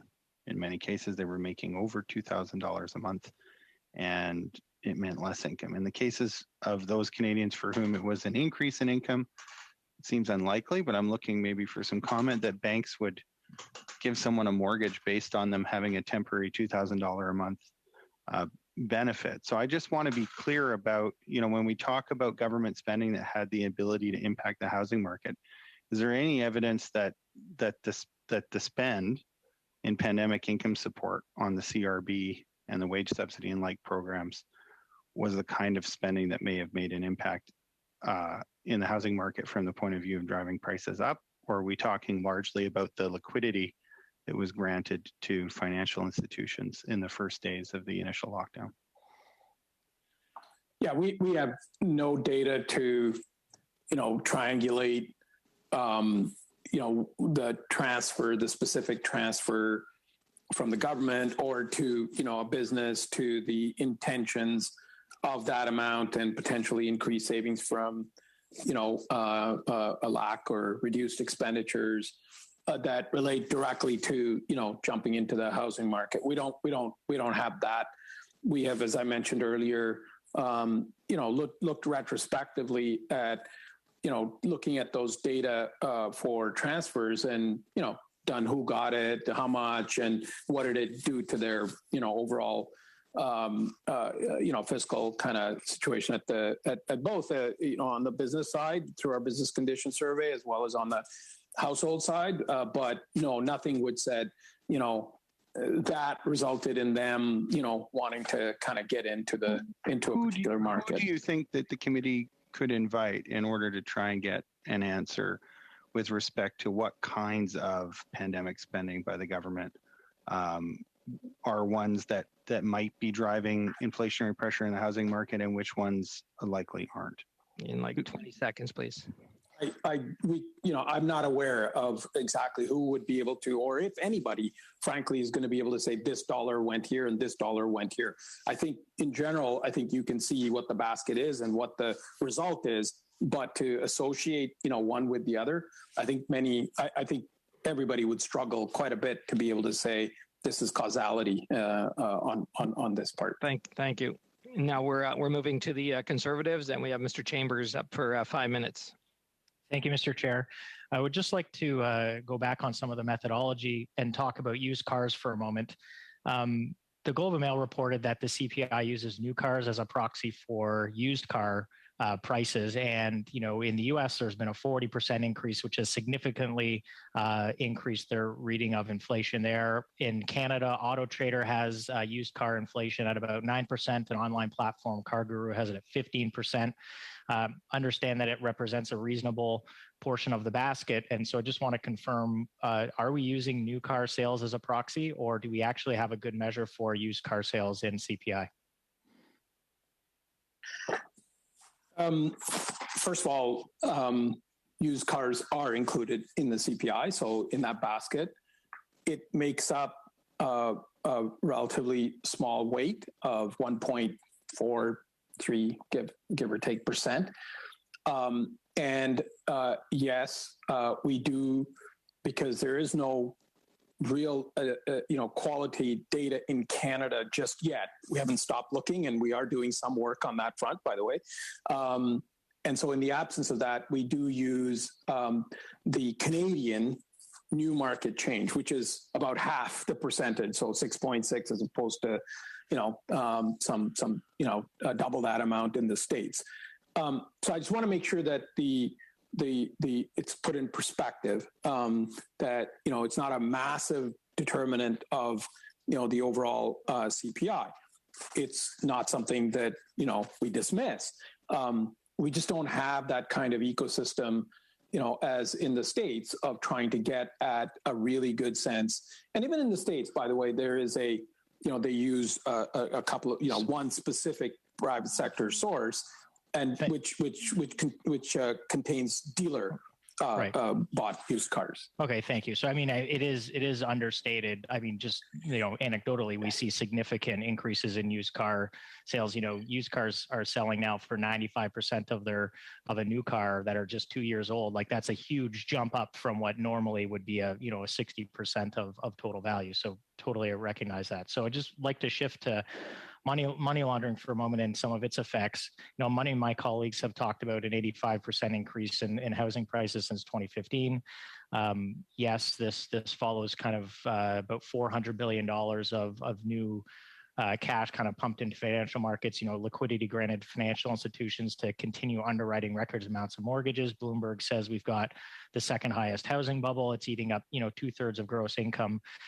So yes, we absolutely care about, the housing market and affordability and the effect that money laundering and, say, non-resident purchasers and activities have on housing prices overall. I know that there's been a journey on gathering some data on non-resident participation in the housing market. I think your most recent study had some, an improvement, but I still think that there's a little bit left to be desired in terms of data quality there. What have you asked the government for, or is there an outstanding list of things you need to do a better job or get better information on how much, say, non-resident activity is in the housing market? Yeah, thank you for that question. We indeed have put a fair amount of effort, just given the importance of the housing sector in the country, on various elements of it. Of course, we're the statistical agency, so we're not going to be able to say, there's a transaction. There are other agencies that go into that. Our job is to be able to show, what are the different components of who is buying those houses. And as my colleague mentioned earlier, we put a lot of effort in understanding non-resident, owners and their impact on, price changes. And so I encourage you in sort of in favor of brevity here to actually have a look at, some of the work that we've done in, Vancouver and in Toronto. Thank you very much. Very small numbers. One final quick question, and should be kind of yes or no. In 2018, there was some discussion about StatsCan requesting personal financial data from banks. We heard that in 2018 you were pausing that request. Can you confirm for the committee and for Canadians, is that still on pause, or are you seeking that information from financial institutions today? It's still on pause, and we continue to work with the Privacy Commissioner to make sure that we can provide the kind of detail that you're exactly referring to while protecting the privacy and confidentiality of Canadians that they deserve. Thank you very much. Thank you, Mr. Chambers. Right on time. And now we're moving to the Liberals and Madame Châtel for 5 minutes. Merci, Monsieur le Président. J'ai suivi la hausse. Thank you, Mr. Chair. I've been following the increase in the price of housing units in Canada and in all OECD countries. And in all OECD countries since 2014, housing prices have increased. The price increases were more substantial in the past few years during the pandemic. We are worried about this. We would like to find solutions. I was reading some articles, for example, about Scotiabank, an article by Jean-François Perrault, and it talked about basic supply and demand. The article says that we don't have enough housing to meet demand. There is an increase, a demographic boom increase in all OECD countries. So how can we put more supply on the market? People in my riding have been talking to me about how hard it is to get building permits to build new housing locally, local permits. I'm very proud to say that that there was an announcement for $35 million for small municipalities to help them welcome refugees. That is a beautiful example of a really nice, meaningful investment in housing in a rural area. And we will work with the Canadian Federation of Municipalities. Now, what is the solution to stimulate supply? Do you think that densification in cities is a good solution? Is that one that will work? Answer. Well, that is beyond the scope of what we do. This is a question for our colleagues who are very involved in policy and political solutions. Colleagues who are able to look into types of collaboration and projects among different levels of government, as well as use of public money. It may be better to ask this question to our colleagues. It's an important question. Right. And as for supply and demand pressures, in your opinion, do statistics show that if housing supply rises, then there is a decrease in home prices? Answer. Well, it depends. For example, is it an urban or rural riding? What's the current situation? What are the demographic factors? We could, of course, help with different components and elements in order to come up with a solution to meet local demand. This situation is not one size fits all. For example, in suburbs, there are different situations. We could help with the factors, local factors, in order to determine the best supply-demand factors. We are willing to help. We can help, but we can't specifically answer that question. Question. Do you have data, housing data, per city, per municipality, per 1,000 residents? Yes, of course, we have that type of data that we collect with the census, for example. We can share that with you, or you can find it on our website. We have a housing statistics hub, which can help you. And if you're looking into one specific community, we are able to help you find that type of information. Question. All OECD countries are experiencing what we're experiencing, an increase in home prices and housing prices since 2014. What explains this? Is there anything that can explain why we're all in all of our countries experiencing the same issues? Answer. Well, I'm not personally involved in that type of study. We could look into it. We could do some research with the fellow OECD countries if that would be of interest to you. The answer is the same, though. That is to say that statistical agencies are not really involved in policy making on the ground. Last question. Yeah, that's the time. I know it goes quickly. We are moving into our fifth round here, members, and we have the Conservatives up for 5 minutes, and I believe it's Mr. Stewart for 5. Thank you, Mr. Chair. You're welcome. Mr. Chair, rural Canadians don't have an option to take public transportation to work or to the grocery store, we depend on owning our own transportation. Most of the people I know buy a used vehicle. And I'm bringing this up because the cost of a used car has gone up significantly in the last year and a half, potentially.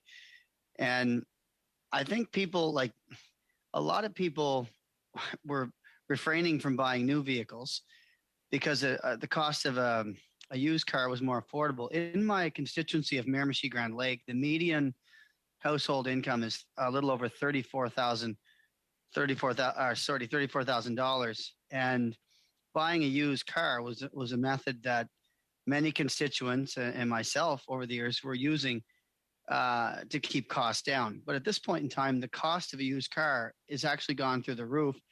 And obviously, there was some discussion earlier about the fact that we don't include this within our CPI, but the United States do include it in theirs. And I think it's a little unfair for elected officials to continue to. Some are telling Canadians that we're doing better than the United States when it comes to inflation, but we aren't actually playing by the same rules. And in particular, the case of the used car is one of the most significant examples of that. So when will the used car market be better reflected in the CPI to get a true all-encompassing inflation rate? So first, just let me make it as clear it can be. The purchase of used cars is included in the CPI. And it makes up, not everybody buys a used car. Of course, I bought used cars. Not everybody buys a used car every month or, for that matter, every year. But when you look at that basket overall, the weight of purchasing a used car is about 1.43% in the CPI. So used cars, along with new cars, are included in the CPI in Canada. I just want to make that very clear. What we are differing from in the case of that change, you have to, once you adjust for quality, does it have, airbags, and does it have the rear view camera and so on? Once you adjust for those, the question is, and then you say, okay, for each year that you have to, look at the price change as it gets older, what factor do you use to, do that comparison, from one year to the other of a used car?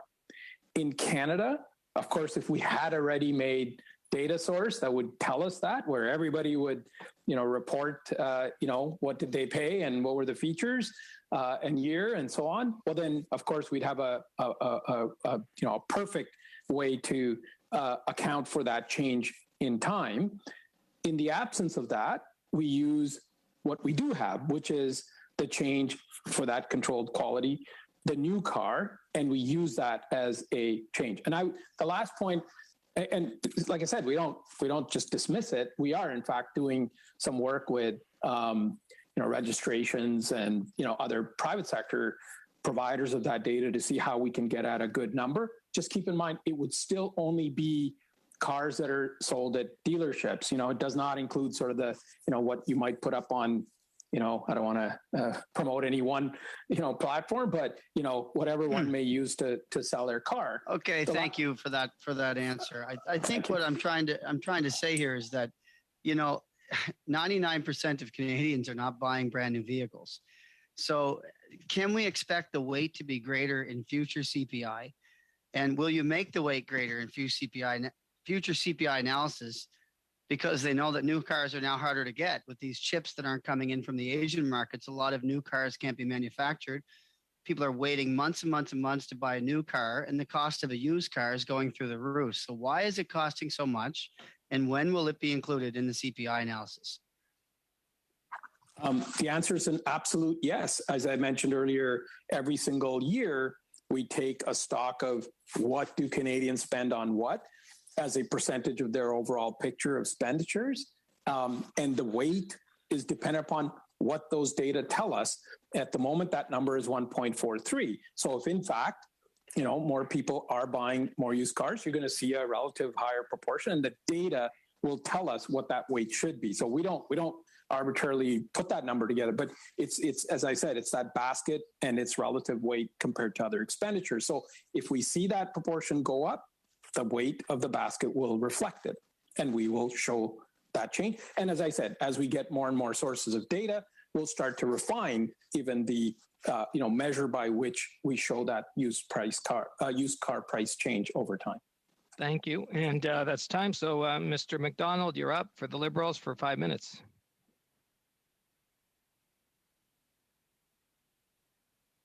Mr. McDonald, you're on mute. Yeah. How's that? That's perfect. Thanks, Chair. We'll get it right 3 times the charm. In the middle of the pandemic, the first 3 quarters of 2021, residential construction accounted for a larger share of the GDP than did business investment. And supposedly this never happened before. It's usually twice as large as the residential. I'm just wondering, how does that contribute to CPI?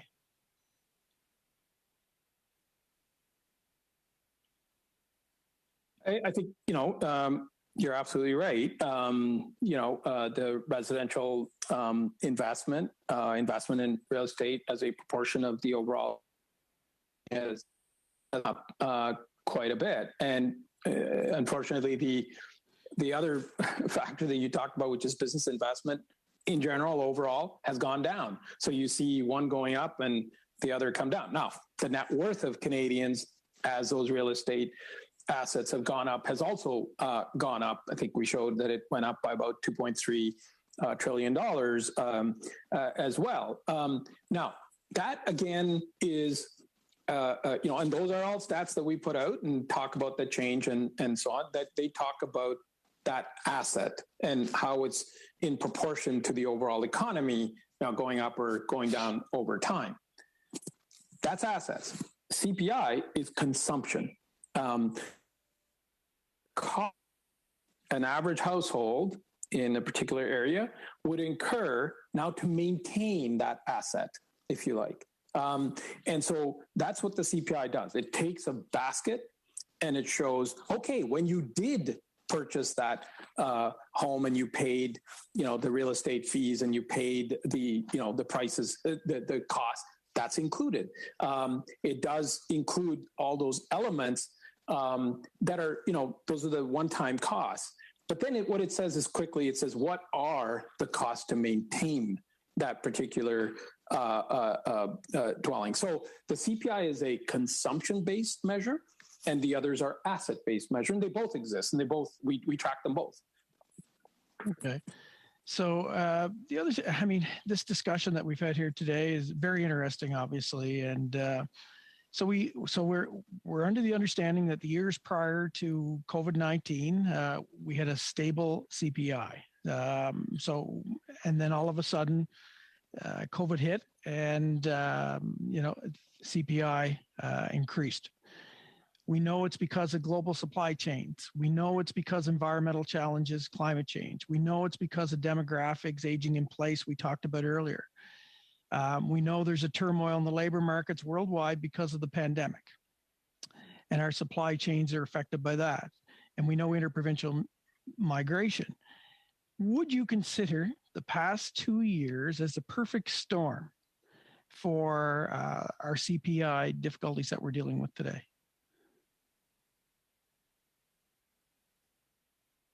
Well,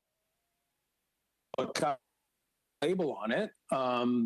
As they see, I think we have seen, even in my own lifetime, we have seen higher, CPI costs. I mean, the numbers that we show are benchmarked to the same kind of number back in, 2003. So it's not unprecedented. In fact, in some of our past, we've seen, inflation rates much higher than what we see here today.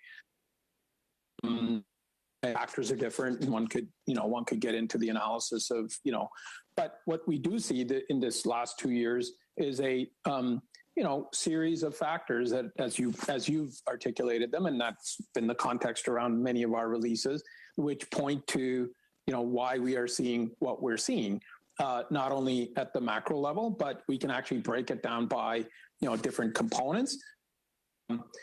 we're better, as mentioned earlier, because we're updating that basket every year. We're getting better because we now have real-time data, as I mentioned, with the scanners and so on. And so we're getting better at understanding not just what's happening at the macro level, but what's happening in different provinces and what are the different components of CPI as they relate to the consumption pattern, of a fixed basket over time. Hope that About helps. 15 seconds, Mr. McDonald. That's fine, Chair. Thank you. I'll cede my time. Okay, well, thank you. And now we're moving to the block. And Monsieur Samari for 2.5 minutes, please. Oui, merci, Monsieur le Président. Thank you, Mr. Chair. A question about household spending for home costs. Have you looked into the categories, the types of households which are more impacted by rising prices in that sector?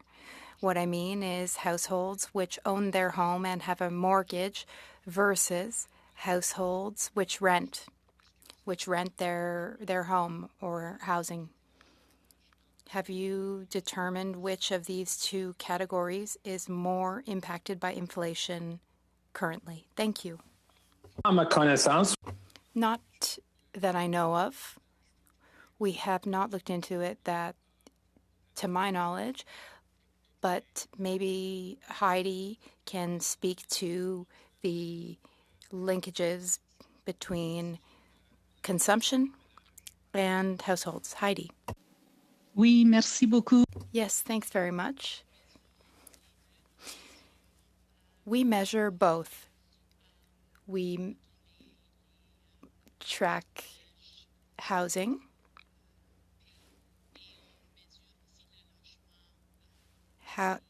we track both rented homes and owned homes.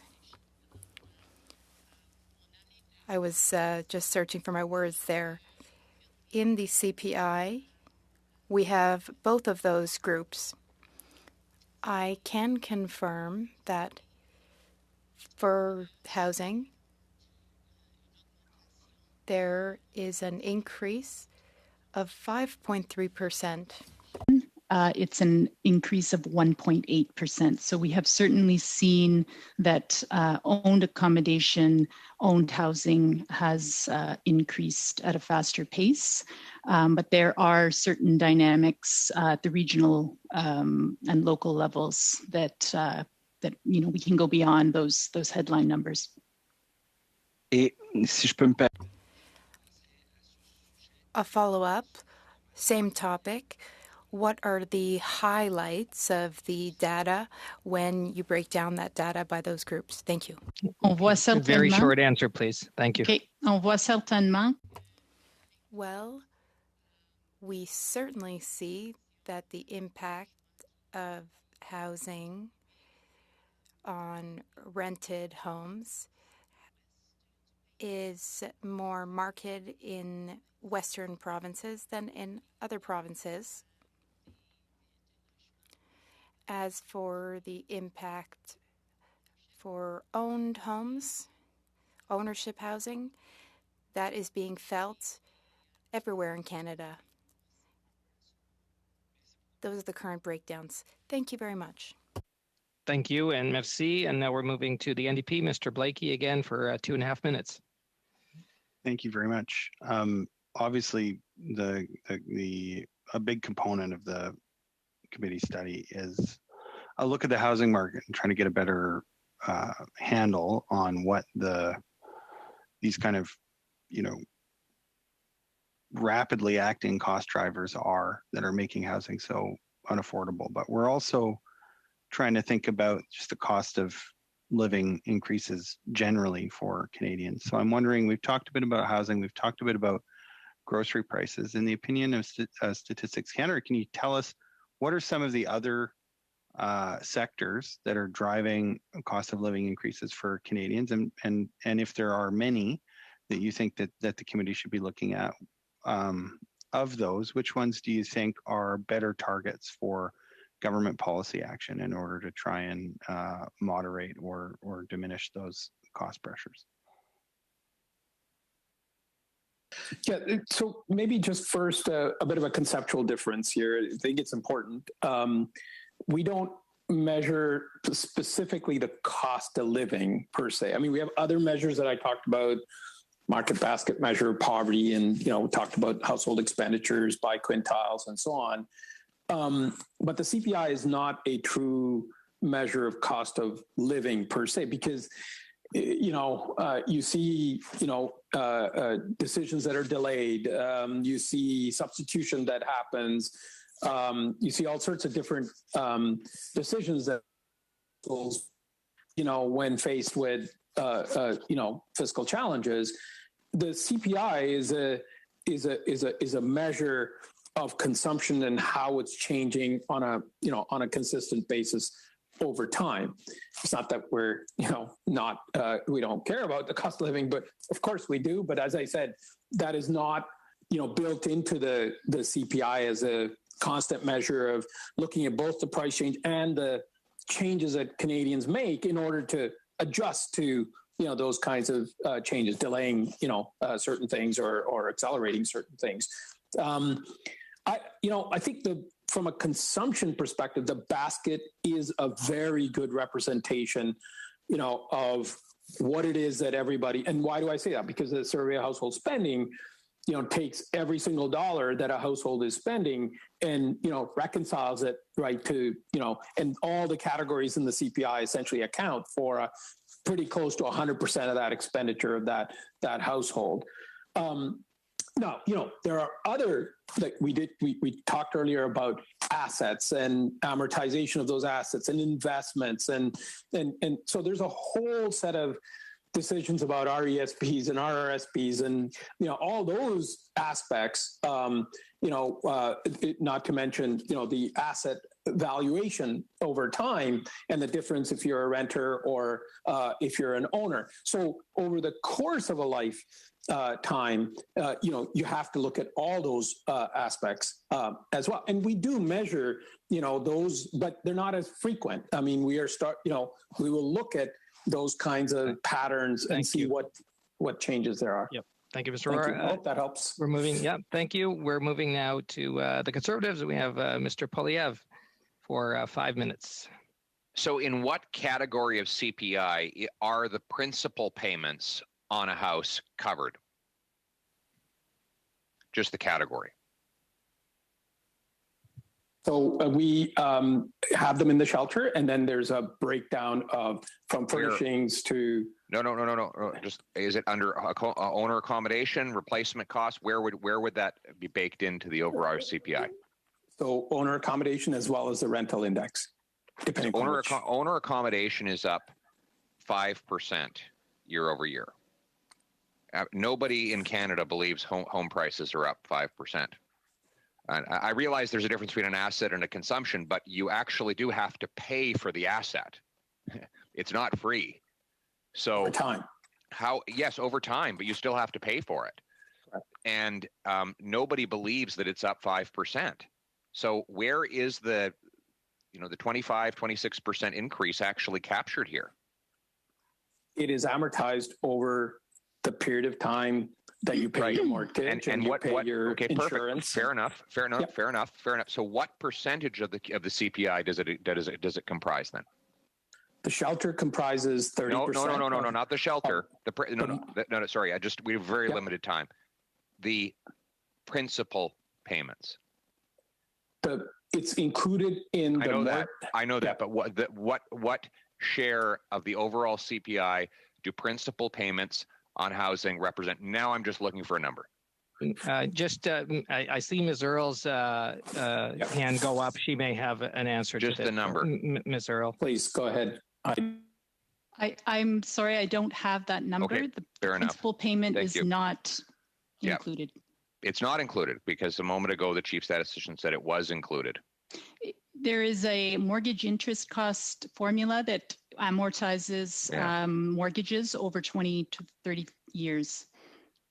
So, and we don't know what share of the CPI that comprises. That is 3.4%. 3.4%. The principal itself, because the house is an asset and not paid for as a consumption good, is not included. Okay, well, that is incredible because as I pointed out earlier, it was equal to 1/5 of the entire economy in 2021. So the fact that you're not even really including it demonstrates that we're not really judging the change in the cost of living in the CPI. You mentioned that there's been an increased demand for housing. Where did the money come from?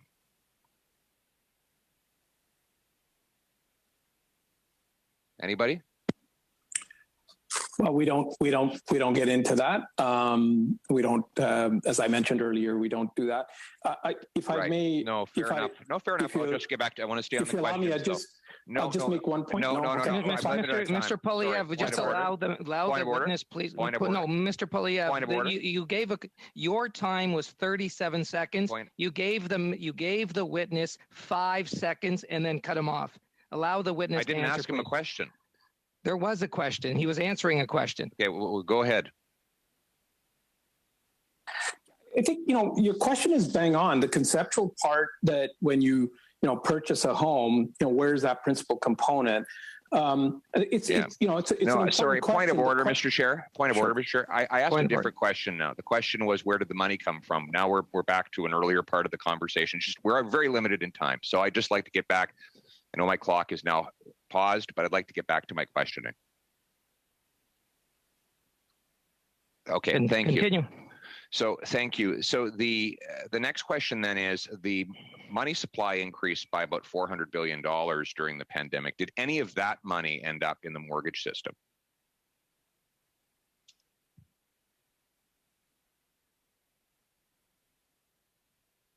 Anybody?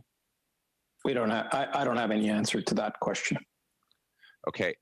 Professor Charlebois from Dalhousie University indicated that shrinkflation, which is to say when products include less actual food in the packaging, but the price does not change, is one way prices are actually, in real terms, actually going up, but not being tracked by Statistics Canada. And as such, that food inflation is not being properly captured. Do you have a comment on that? We do, in fact, account for any kind of change.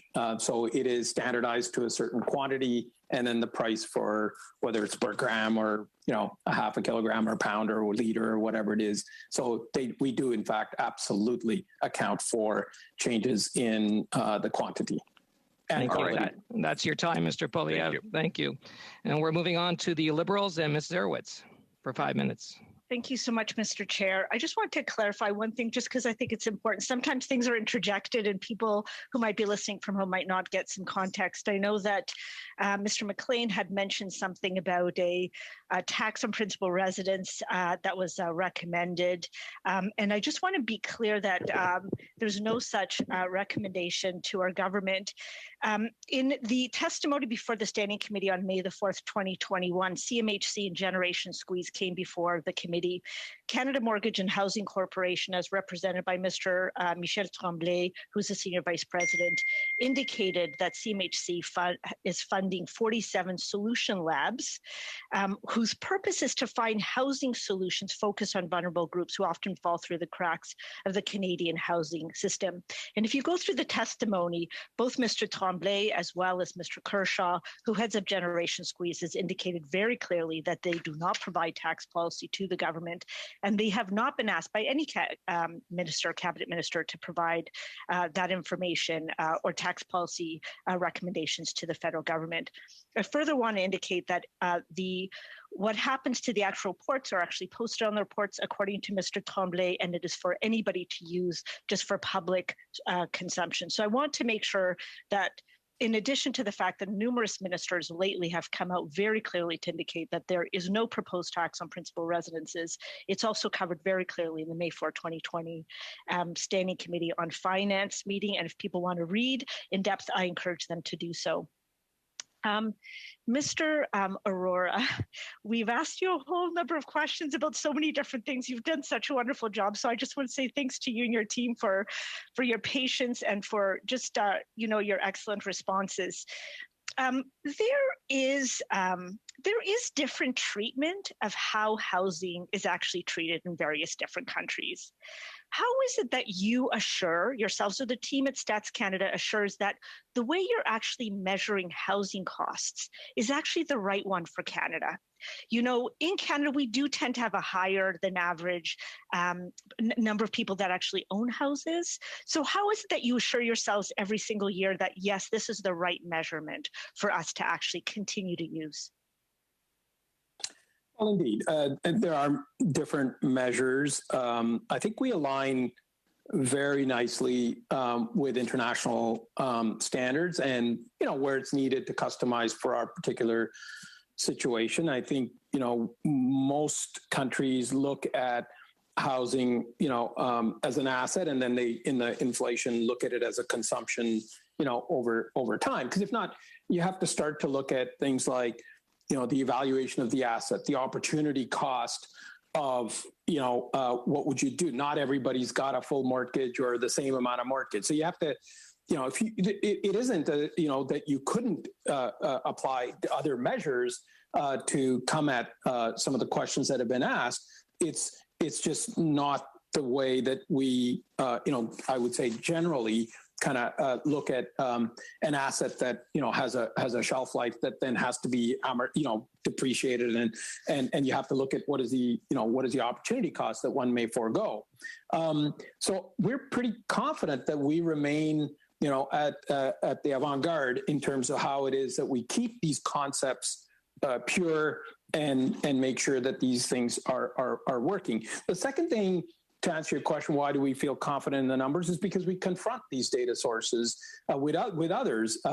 When you break down that somebody's looking at an average cost price and we look at an index of certain things, it gives you a good sense that yes, the measure that we have withstands that kind of scrutiny. And then we look at the comparability and of the macro level or the aggregate component, as well as the different subcomponents over time. So all those three kind of areas give us the confidence that we're able to provide policymakers the information they need to have a good debate and to make sure that they're making decisions based on good quality data. Thank you. And I know Ms. Ertil would like to sort of add, if you could, please. Very quickly, only to add that there are several different methods to approaching housing measurement in CPIs. There is no consensus. It's the one area that is quite complex. And UK and the US, they both use what's called the rental equivalence method. So they are also not including housing prices directly in the CPI measure. They view it as if the homeowner was renting the property. We are taking the approach where all of the costs of living and using the home are included, in addition to housing prices in some of the components.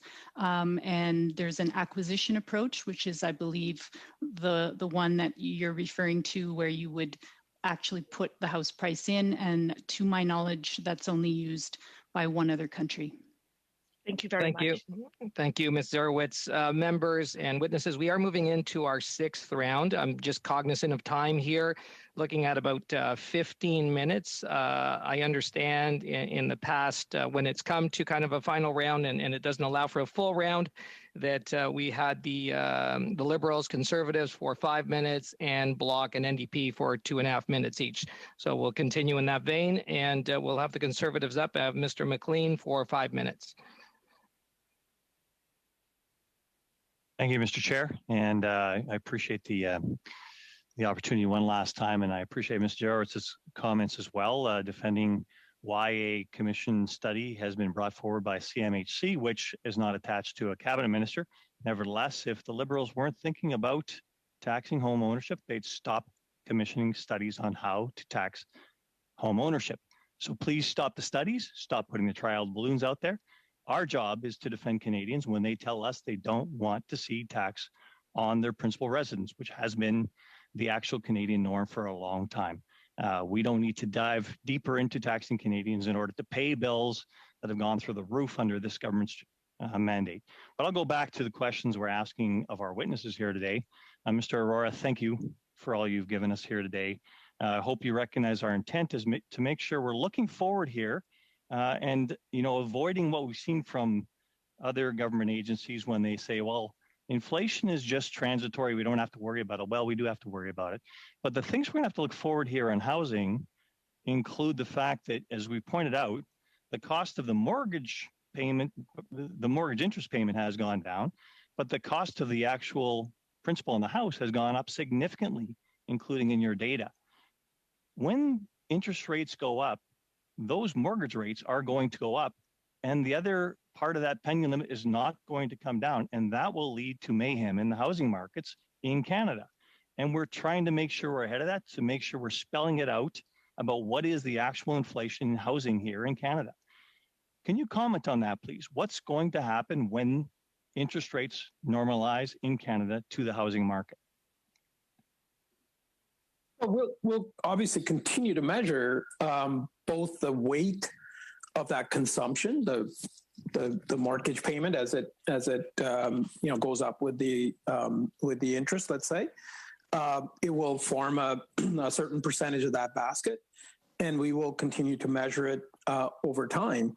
So that's our role, is to make sure that both in terms of relative terms of that basket, and then in terms of that price change over time that's going to have. So if interest rates go up, well, people are going to pay a higher mortgage interest payment, and that will have a corresponding effect on the inflation rate. So I've appreciated your comments earlier about that some of these costs are landing on new homeowners and not on regular homeowners. The issue is the new homeowners and those that now can't afford new homes because of the rocketing prices of housing in Canada are going to be hugely affected by any change in interest rates going forward here. A correction is going to be on the horizon. By measuring inflation and actually putting a proper inflation, a more indicative inflation number on the table, much like they do in the United States. And the United States housing has not gone up nearly as much as Canada's housing prices. And yet their actual inflation rate, CPI rate, is at 7. But somehow the way we're measuring it in Canada has us at 4.7, so significantly lower than the US, and yet not indicative of what our shelter costs are in Canada. And we're still trying to come to grips with that. And I haven't heard yet how you're reconciling that. Can you provide more illumination, please? Well, I think Ms. Ertl mentioned earlier that the U.S., in a sense, takes the equivalent of a rental cost for a particular dwelling and substitutes that. Yes, that has potentially some benefits, but it also has, I think, equally some, things to take into account, because depending upon sort of how much mortgage is left, that may not essentially be an exact or a good enough proxy for some households as it would for others. So all of these methodologies come with a price. The second thing is the availability of that kind of data, and so we have to be conscious that you have to have good quality data to be able to put those in. Let me ask one last question here, Mr. Chair. How much time do I have? Yep, you have 30 seconds. Good, thank you. The issue with inflation is measuring inflation properly leads to making sure that wages are actually reflective of what people are actually paying in the economy. And if what we're trying to do here is to try and tamp down the expectation of inflation, we're actually not passing on what Canadians are experiencing in the market, and therefore what their representation of wages versus expenses should be in the economy.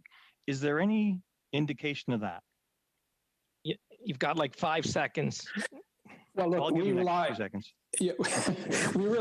on real experts. We have an advisory committee. We rely on international experts, and all the information that comes back says we have a measure that is second to none. Thank you, Mr. Aurora. Thank you. And now we're moving to the Liberals. Mr. Baker, this will end for 5 minutes. Yep. Thanks, Mr. Chair. Mr. Aurora, I think something you said earlier sums up a lesson that I think is important to be heeded when you were responding to one of the members in one of your questions. And one of his questions, you said, "We deal in facts." And so I think we should focus on that as we wrap up. I think some of the questions that I'm hearing you have to answer over and over again from some of the members of the committee on the Conservative side reflect the fact that they're not refusing to operate or deal in facts. So, for example, refusing to accept the fact that the cost of housing is properly counted in the Consumer Price Index. And you've explained why that is, because you've explained that the Consumer Price Index is a measure of how the cost of living, including housing, affects Canadians. They refuse to accept the fact that the government has said countless times, whether it's in committee forums like this, in question period, in the media, that it is not considering a tax on public residences. They refuse to face that fact. They refuse to accept the fact, we just heard it from one of the members, that the government is not commissioning studies like they've alleged. And I wanted to just refer to that quote from an article where Paul Kershaw, the University of British Columbia professor who led the research that Mr. McLean was referring to, he said he wanted to be clear that this was not a government commissioned report, as the Conservatives are spinning it. So all this to say, if we go back and I think it's just very, very important that we remember that we really do, as you have advised us, Mr. Aurora, is to deal in the facts. And that's what Statistics Canada and you present to us to the best of your abilities. And I think you do it in an excellent, credible, and objective way. And I want to thank you and your team for being here today and for doing that every single day. I know I have probably 3 minutes left, so I do want to ask you a few more questions, Mr. Aurora, with the remaining time. I think one of them is we're currently recovering from a very difficult economic time as a result of the pandemic. And I was wondering if you could briefly, I have another few questions, so if you can be brief, I'd be grateful. How does the current recovery, in your view, based on the data you collect and assess, how does the current recovery compare to past recessions? Well, first of all, we've served for 100 years, and I look forward to serving again as an agency for the next 100. I would say, this recovery, when we look at it in comparison to the 2008-9 recovery, there are some fundamental differences between, the situation back in 2008-9 as compared to sort of what we're going through now. Obviously this one is a public health crisis to which, policy responses have, had a fairly significant impact on what we see. We don't see the kind of housing crisis that we saw back then, where you saw the exact opposite trends of what we're seeing. But there are some parallels as well in terms of supply chain and the impacts of a particular issue in one country having an impact on another, just because of the integrated nature of our economies and our societies these days. So those are some of the areas that we can certainly start to look at, comparing and contrasting the uniqueness of this particular situation as opposed to in the past. I think from a data perspective, our aim is always, how do we provide more timely data, more granular data, and more integrated data so that we can better understand what's going on, so that you as decision makers can make the right difficult choices, so that we're all working together. Thank you. I appreciate that. Chair, do I have about a minute? Is that right? That is correct. So, Mr. Aurora, my last question to you would be, when you look at when we think about the government response to the pandemic that you just spoke to, right? Things like Canadians would think of the CERB or the wage subsidy or some of those other programs. There's a number of them, the program supporting business. Can you speak to the things that you measure? And I'm thinking of, wages, or I'm thinking of unemployment, or other data that you measure, economic indicators you measure. How have those initiatives, do you think, impacted those measures?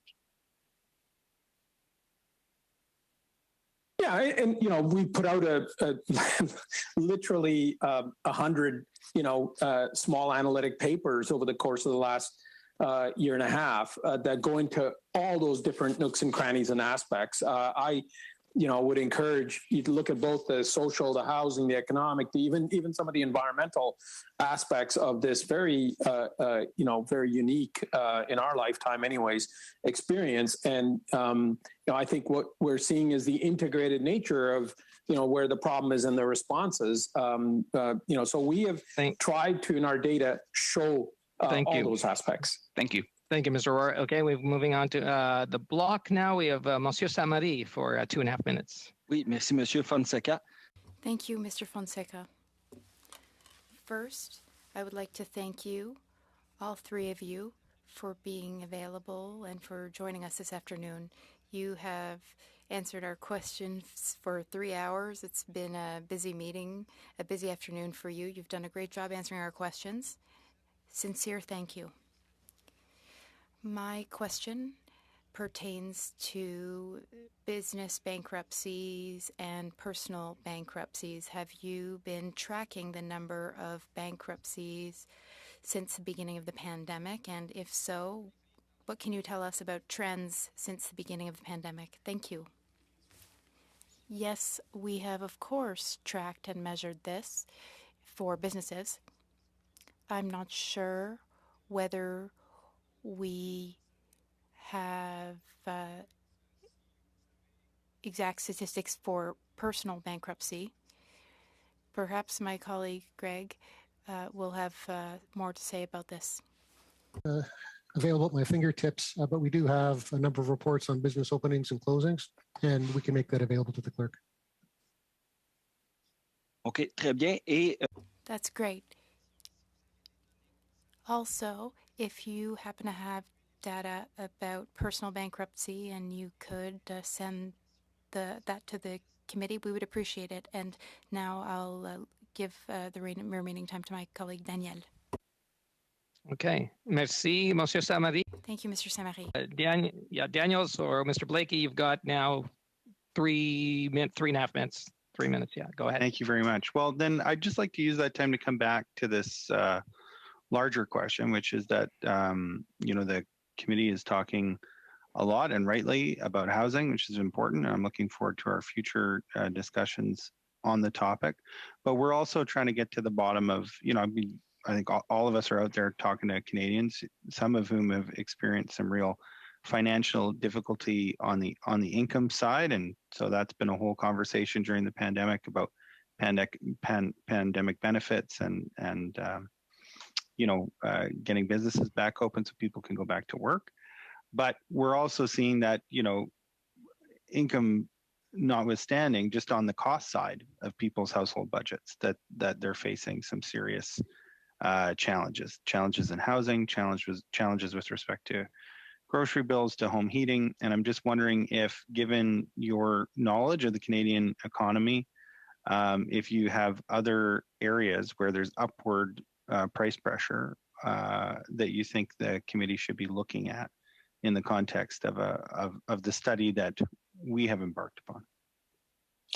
I think I'll just maybe leave you with some of the work that we've done to go deeper, because one can, get a certain picture. I don't want to discount it when you look at average or Canada or provincial level, but when you start to disaggregate, those data and see how different, portions of our society are doing, the home ownership rate is very different from, somebody who's from Asia than somebody, a Black Canadian, for example, almost, half for Black Canadians. You see that disparity in a very marked way. And I would just say, use some of those data to see, how are certain segments of our society, doing in comparison to the average, or comparison to the provincial or national, or to the overall population, because I think those data do exist, and those trends are very important to look at, because the impacts of policies, I think have a disproportionate impact depending upon who they're targeted for. So with the last just little bit of remaining time, are there any particular trends that you want to highlight briefly for us today, even if it's just directions you want to point us in terms of particular trends you think are important for us to understand as we do this study?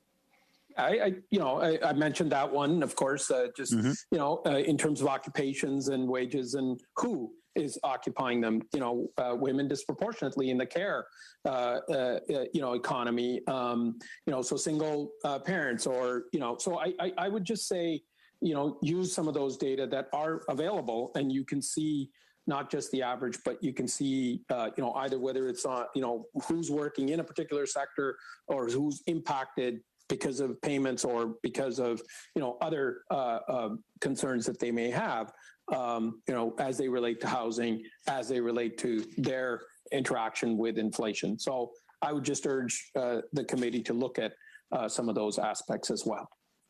Well, thank you, Mr. Blakey, and that is the time that we have for today in this marathon session. I want to thank Mr. Aurora, Ms. Sertle, Mr. Peterson, just on behalf of staff, the interpreters, this entire committee. We did ask for these witnesses to come in very short order. It was just late last week, and thank you for honoring our request and coming forward and being able to, as I said, go through these 3 hours. It was a long session and provide us with so much information. So on behalf of the committee, thank you, and I look to the members and the witness that we're going to adjourn at this time. Thank you, everybody. Thank you. Thank you.